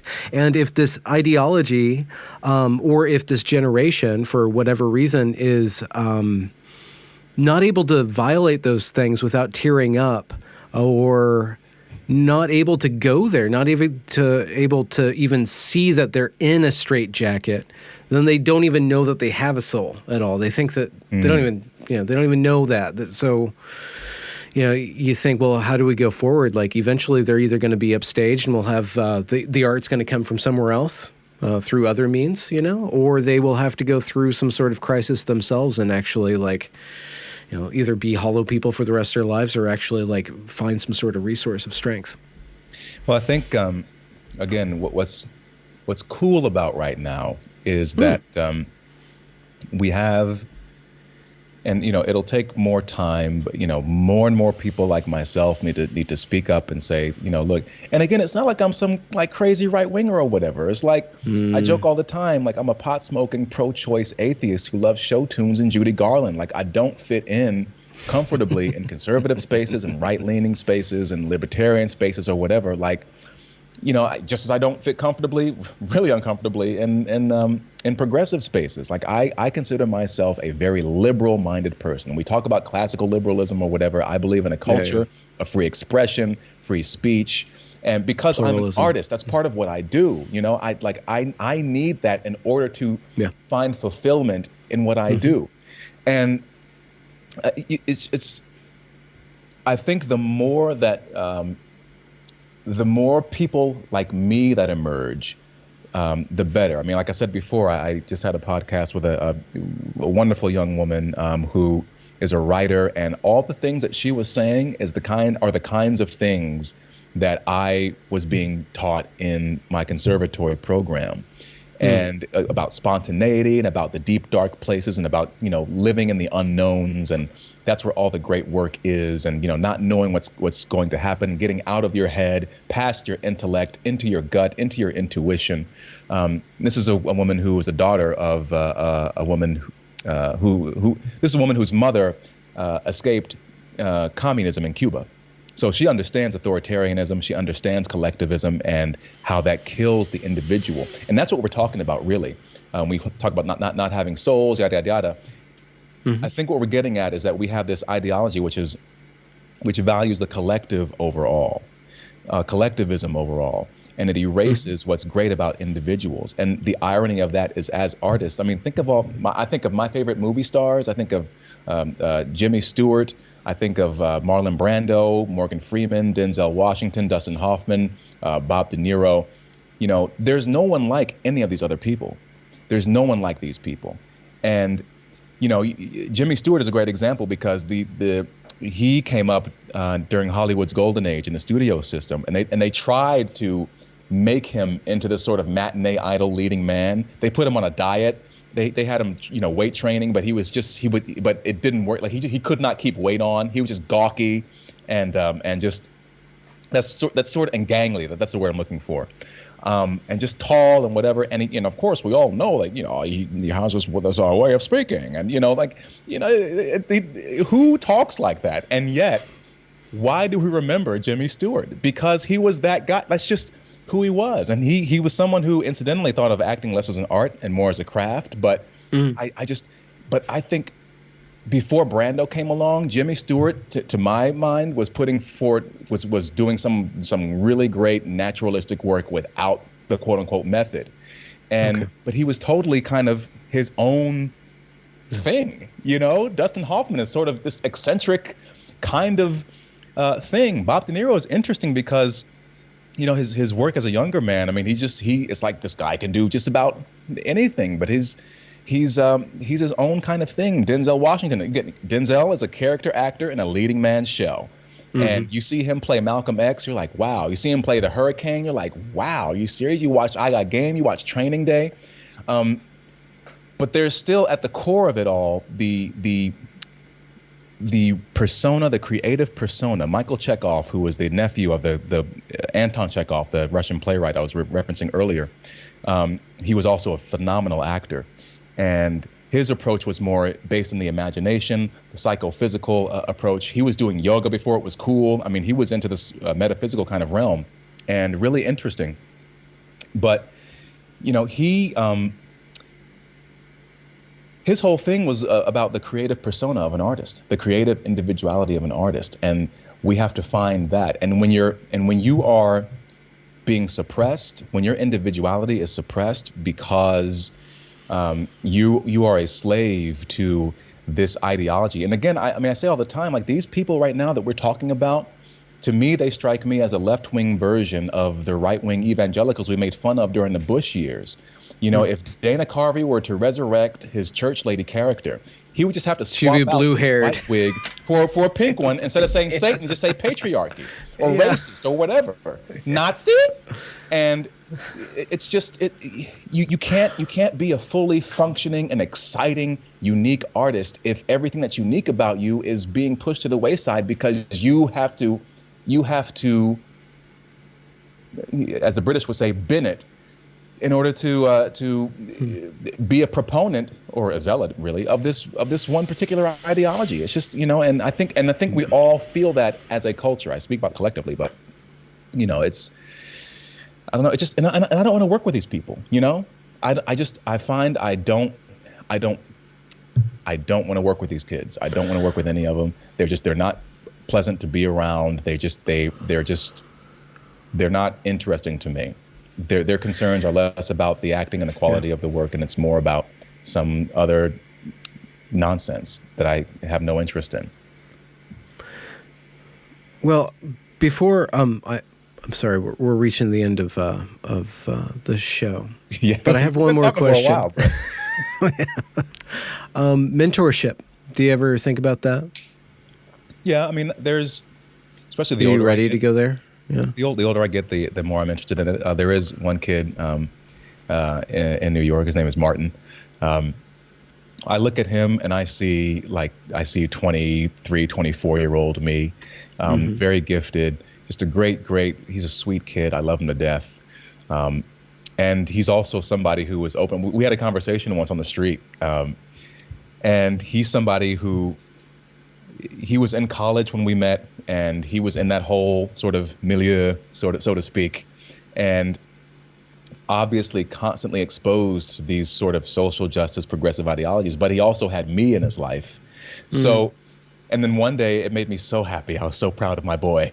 When we're walking on the street, it's New York City, back when black people could move freely on the streets in New York. And he said, yeah, I was talking to a friend of mine, this girl, and like, she was talking about like the wage gap and everything. And I was like, and I could feel him kind of tiptoeing around it because he was trying to gauge where I stood on it. And I was like, oh, you mean that's bullshit? And he was like, yeah, it's bullshit. And, you know, and I think there are more people like that out there. And, you know, there's a stigma that says, you know, those who can't do teach, but at the same time, you know, the older I get, the more interested I become in like passing things on and making sure that people don't screw things up the way that I did. So, you know, I'm totally open to that. One of my frustrations that I haven't been able to really find good mentor figures. And I think it's a huge problem in our industry in a lot of ways. But yeah, you know, if the fit is right, and I feel like I have something of value to offer to somebody, then you know, I sort of embrace and relish that role. I think we should update the truism that those who can't do teach to those who can't do administrate. That yeah. I literally had that same thought like yesterday. You know, these are the people who end up you know, becoming office workers in your unions and enforcing ridiculous rules that make it more difficult for you to pursue your job and grow your career, particularly in your business. during deadly pandemics of viruses with extremely high survivability rates, for which there's a vaccine available for everybody. But we're not going to go down that rabbit hole. We're not going to go down that, but we can leave on that cliffhanger. Where can people find your body of work, and where's it? Where do you put it? Where's it growing? What's the name? Well, where do I put it? Wouldn't you like to know? Yeah, so online on the internets, I can be found on Twitter at Clifton A. Duncan, on Instagram at Clifton Duncan Online. I have a Substack called Musings from the Apocalypse, which I'll be updating shortly. I just launched a podcast. It's the Clifton Duncan Podcast, #CDP. We've got 2 episodes out right now. It lives in the intersection between art, culture, and society, because I think these are conversations, just like we're having right now, actually, that, you know, we talk about culture war this and culture war that, and it often centers around ideology or policy or economics or whatever, which these things are obviously important. But what so much of this quote unquote, you know, alternative space or the intellectual dark web, if it even still exists, I mean, there needs to be a cultural dark web or something like that, that it's not heady and intellectual as much as I love like the Super Weinstein Bros.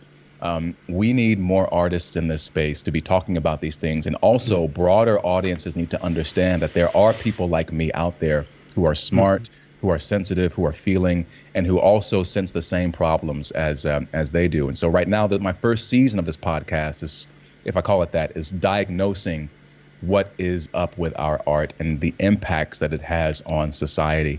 And it's been very, very invigorating so far. I've learned a lot, and I think other people will learn from it as well. Last but not least, I do have a YouTube channel. It's called Clifton Duncan Entertainment. You can find the podcast there. I also want to upload, as we were speaking about before, more entertainment-focused content. I really want to grow it in that direction, singing, performing, gain as much support as I can so I can move on to even bigger and better projects.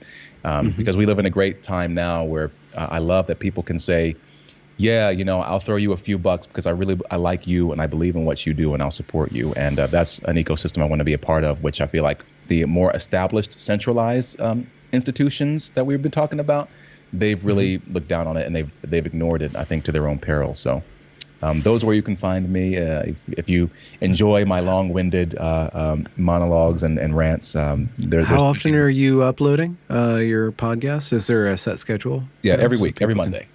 Okay. Oh, great. The algorithm likes constant content. That's kind of why I do what I do as constantly as I do. That's what I'm learning. I'm learning from the best. I'm learning from the people that I watch on the internet all the time, and that now I'm meeting, which is really funny to me. And kind of cool. Well, thanks for joining me for this hot topic and chill. We went over the conversation limit. We went into hot topic and chill limit. So this is are you Gen X technically? Or are you like a measly millennial? I am right on the line. I'm right on the cusp. Oh, you're a geriatric millennial. I'm young Gen X, old millennial. Okay. I'm right on that line. There we go. Okay. Well, you count. Well, I'll embrace you in the Gen X fold for this particular product. It's good. It's better company than these freaking millennials. Well, just wait for Gen Z coming down for you. I'm going to end